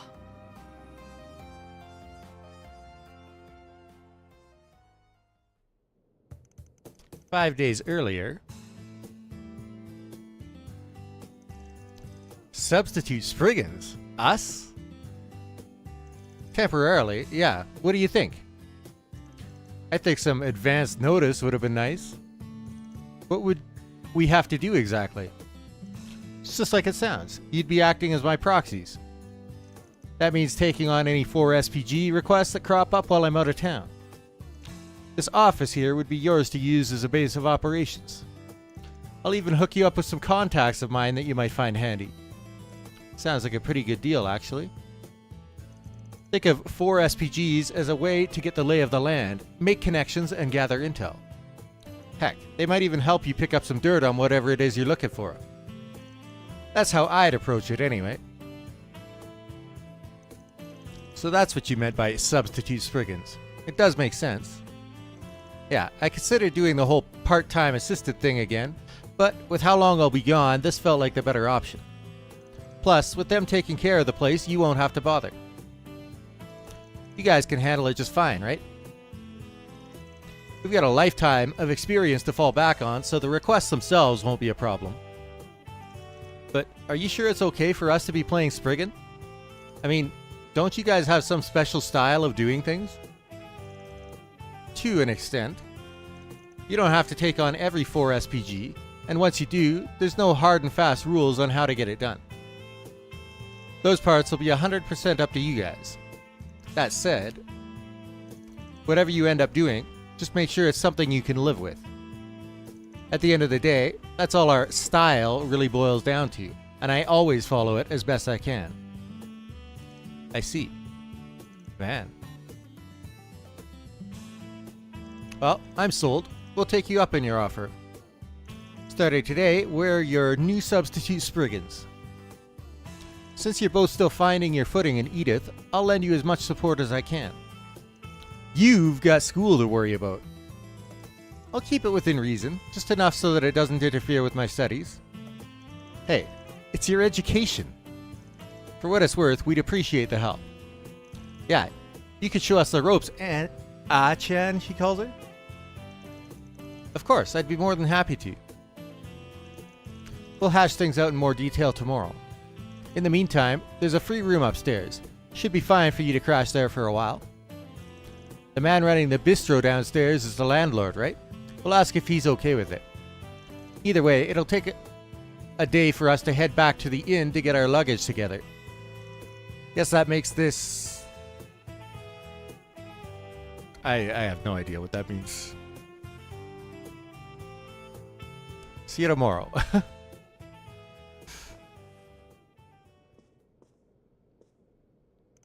Phew. And I thought yesterday was busy. There sure has been a lot going on lately. Feels like last year all over again. Yeah, well, personally, I don't miss having to dig my way out of mortal peril every 5 seconds. The only digging I want to do right now is into that creamy cocoa pudding I've been saving. Nadia ate it. You can pretend otherwise, but I know Van would be the first of us to jump headlong into danger. My pudding! Van. It's gone! Oh, tell me this isn't happening. Wait, what's with this note? Thanks for the pudding. It was delish. Nadia. So she wasn't messing around. That little sneak actually ate the damn thing. And it was only available for a limited time. I'm going to miss him while he's away. But at least things won't be boring around here. No sympathy.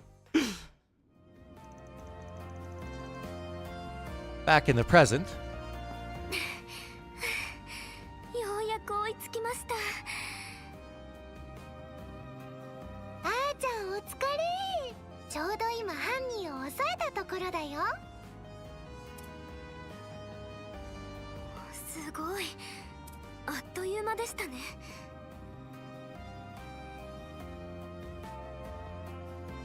それにしても。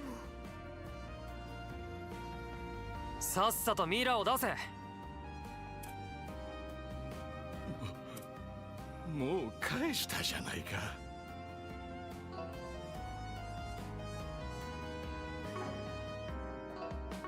分かってないな。慰謝料が足りないよね。奪ったミラをただ返して終わりなわけがないだろう。早く出した方が身のためだぞ。右半身を穴だらけにするか、左半身を穴だらけにするか。なあちゃんは優しいから好きな方を選ばせてあげるね。うわあ、わかった。出すからもう許してくれ。この絵面、一体どっちが悪人なんでしょう。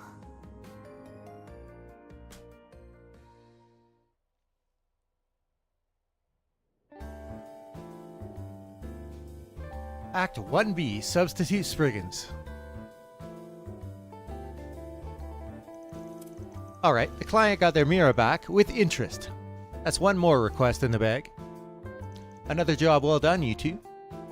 I know the plan was for me to walk you through Edith and some 4 SPGs, but it turns out you never needed it. I suppose there wasn't much point in me tagging along. I wouldn't say that at all. With you around, I only have to make half as many snappy retorts at Nadia, and that's priceless. Oh, so that's what you meant. You helped with plenty of other things too. Take that con man. We wouldn't have caught him half as fast if you hadn't picked up on him. Yep, it was a total cakewalk thanks to you, Ah-chan. Really? That makes me feel a bit better. But, you know, we could take it from here for today. You still have prep work to do for the festival, right? Yeah, go get on that. The two of us have this down pat. Well, if you're absolutely sure, I'll come back later tonight to bring you some snacks. You really don't have to put yourself out for us. Not that we'd ever say no to free eats. Anyway, have fun at school.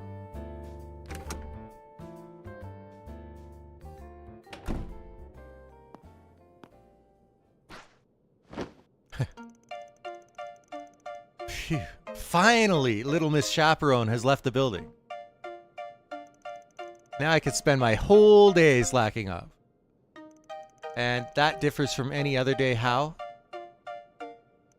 Well, for one thing, I won't have Ah-chan giving me grief for bumming around. She's pretty cute. Ever consider not bumming around?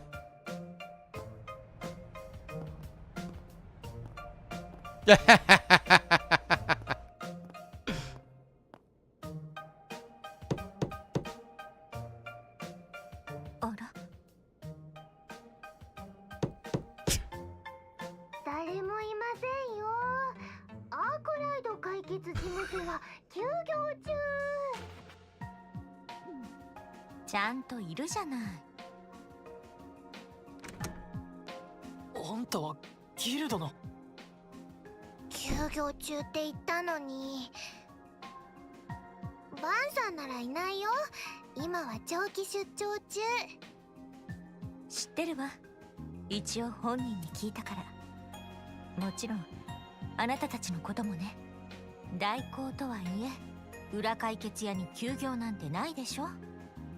だとさ。あーちゃんの後にまた厄介な。なーちゃんのゴロゴロライフがどんどん遠ざかっていくよ。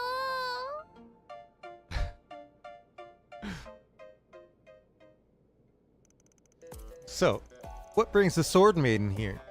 I could understand it if Van were around. This has nothing to do with him. Rather, I have a request to make of you in particular. Us specifically?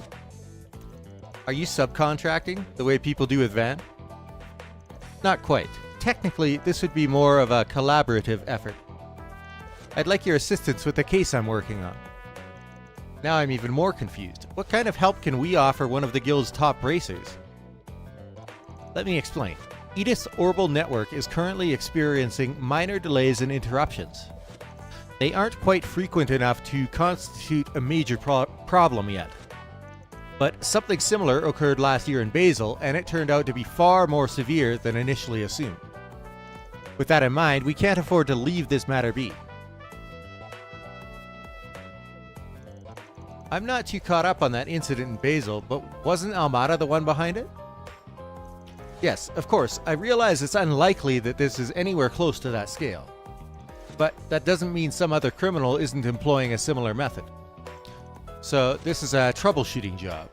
Wouldn't someone else out there be a better fit for this sort of thing? Heck, there's a famous super hacker here in Edith who's been in the game since the orbital network was born. Ren. The girl you're referring to is otherwise engaged. In fact, it was she who directed me to you. That explains it. Geez, Ren, throw us under the bus much? So, how about it? Is this 4SPG to your liking? Better reschedule your slacking appointment, Nadia. Fine, whatever. I'm a big girl. I could do stuff when I have to. And hey, we might find a clue about the you-know-what we're looking for along the way. You-know-what? It's settled then. Archive Solutions substitute Spriggans are on the case. Looking forward to working with you, Elaine. The pleasure's all mine. Oh, no time to waste. Mind filling us in on what you know so far? Unfortunately, there isn't much to go on yet. A Communications Bureau representative did send us a statistical report on the network failures, however. If you don't mind giving me your contact info, I could forward it to your Zyphas. Sure thing. Yeah, I'm down.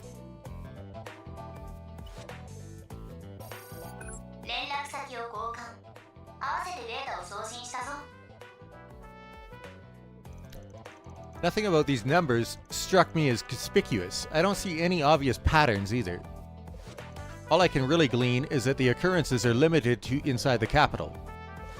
We could probably figure something out if we had a larger sample size. You're not wrong, but these service problems are just infrequent enough to keep us in the dark. Indeed. Which gives us every reason to believe they're being done deliberately. Yeah, something definitely feels off about this. We just dealt with some orbital network trouble ourselves a little bit ago.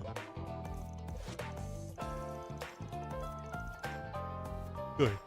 You mean in Merhen Garten? I'd say it's less dealt with and more still dealing with. Maybe I'm off the mark, but do you think it's related? The Merhen Garten. I've been able to access it myself. Whether or not it has any bearing to this case, however, may be difficult to determine. Don't quote me on this, but I'd say the probability's pretty slim. On what basis? The Merhen Garten's got a wide service area with coverage across both Calvard and Ored State. But only the capital's having issues, leaving us with a bunch of pieces that don't fit. I don't know if anything's changed now that the signal's been hijacked, but the Garten's original main server is probably in Ored, where Marduk headquarters is. In which case, it wouldn't make sense for Edith to be affected before Ored. Pretty much, yeah. If you ask me, we're dealing with something totally different here. I see. Your reasoning is sound. Say we narrowed our search down to Edith. What locations would you find suspect? Well, going by the data, the delays and interruptions are popping up all willy-nilly. It's almost like someone doesn't want us to dig deeper, so they're randomizing the values to throw us off track. Meaning, what exactly? If the location and frequency of these outages are being manually controlled over the whole city, then we should be able to narrow down the source of the interference. To the middle. Now I get it. There are only so many places in Edith that could emit an orbital signal that strong. Which leaves Trion Tower as our most likely candidate. And with that, we have our destination. You know, I've got a funny feeling that this was all just one big test. But yeah, I guess you're all set now. Happy trails. Hope it all goes well. You're not getting off that easy. The two of you are exactly as Fee described. Fee told you about us? Oh, yeah. I heard she was in Edith for a little while. What did she say? In brief, that you were very capable for your age, and that your dynamic never failed to warm her heart. Capable, I get, but where'd that second part come from? Just what kind of impression did we leave on those guys? What are you getting all huffy about? I don't think she meant it in a bad way. Sounded more to me like she was calling us a perfect pair. You're entitled to that opinion. Still, it works. You and me do make a perfect pair of partners. Guess we'll have to buckle down and prove her right. That's one interpretation. Not the one I would have gone for, though.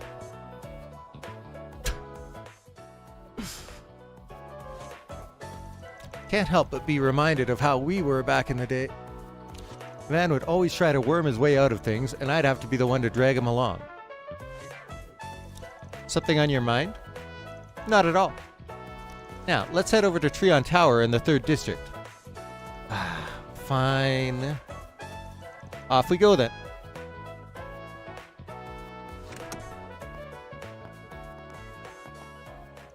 Before we leave, you did remember to bring it, right? You mean the thing Ah-chan gave me? Yeah, I've got it. Oh. The Ocgenesis, 8 devices left behind by Professor Epstein. Plus a sentient hollow and the Grendel. Almost sounds like a fairy tale. I wish, but they're all too real. And now we've got one more in the mix.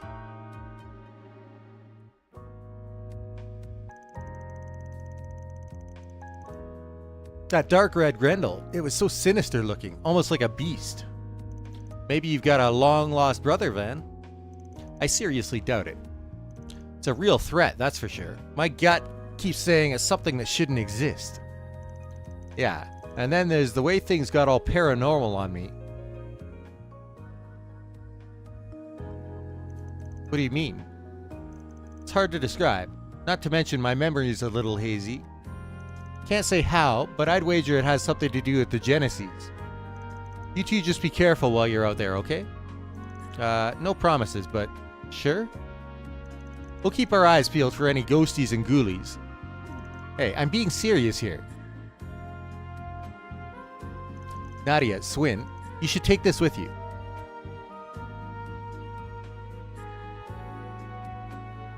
A Genesis? But this was your great-grandpa's. It's yours to remember him by. Are you sure you'd feel okay leaving it with us? Between my studies and the school festival, my schedule is a lot busier than usual. So I'm not sure how often I'll be around to help out. It's more for peace of mind, really, but think of this as a good luck charm of sorts. You did say these things have triggered strange phenomena before. Alright, we'll hang on to it. We promise to take extra good care of it. I want you to have one too, Van. We don't even know if they'll react without you around. But if it makes you feel better, then why not? Might as well, seeing as the 8th Genesis is still out there somewhere. Don't worry, I put it inside Marquee Bear Mark II for safekeeping. Maybe now, we'll get to run into something paranormal ourselves. I sure hope not.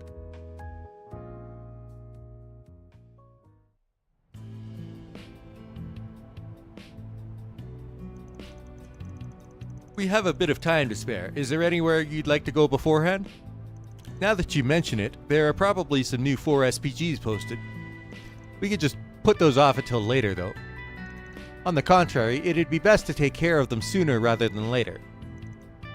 I'd even be willing to lend a hand. You would? I thought Spriggan business was below you A-rank racers. Propriety aside, my involvement will speed up the process. And while I know it isn't the same as if Van were here, I would like to take this opportunity to see a Spriggan's day-to-day myself. Well, if you're sure it's fine, we could use the help. Better yet, you could go solo and get a hands-on look. If you need me, I'll be taking a nap upstairs. Nice try. You're no fun today. At any rate, I'll leave the particulars of our agenda up to you two. Anything urgent we had should be wrapped up by now, so the guild's request could take top priority. If there's room for a few more, that's fine too. Alrighty, let's get cracking. Alright. It's getting late. I have to work tomorrow, so we're gonna call it here for today.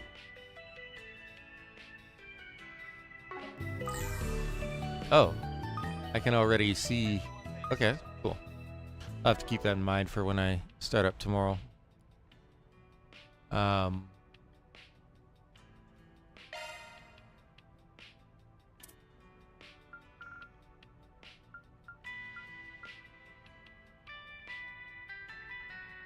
But yeah, we are now on to Act 1B. I'm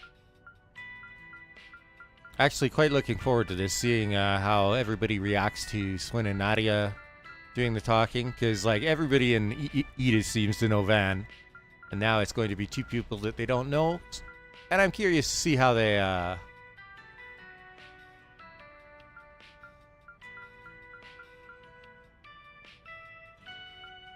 handle things.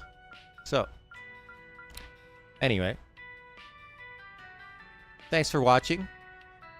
We'll pick this up tomorrow from the start of Act 1B.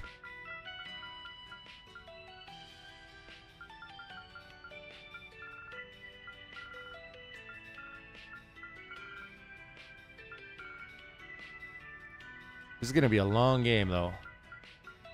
Especially with the Merhen Garten. Anyhow, good night for now, and I will see you tomorrow, hopefully.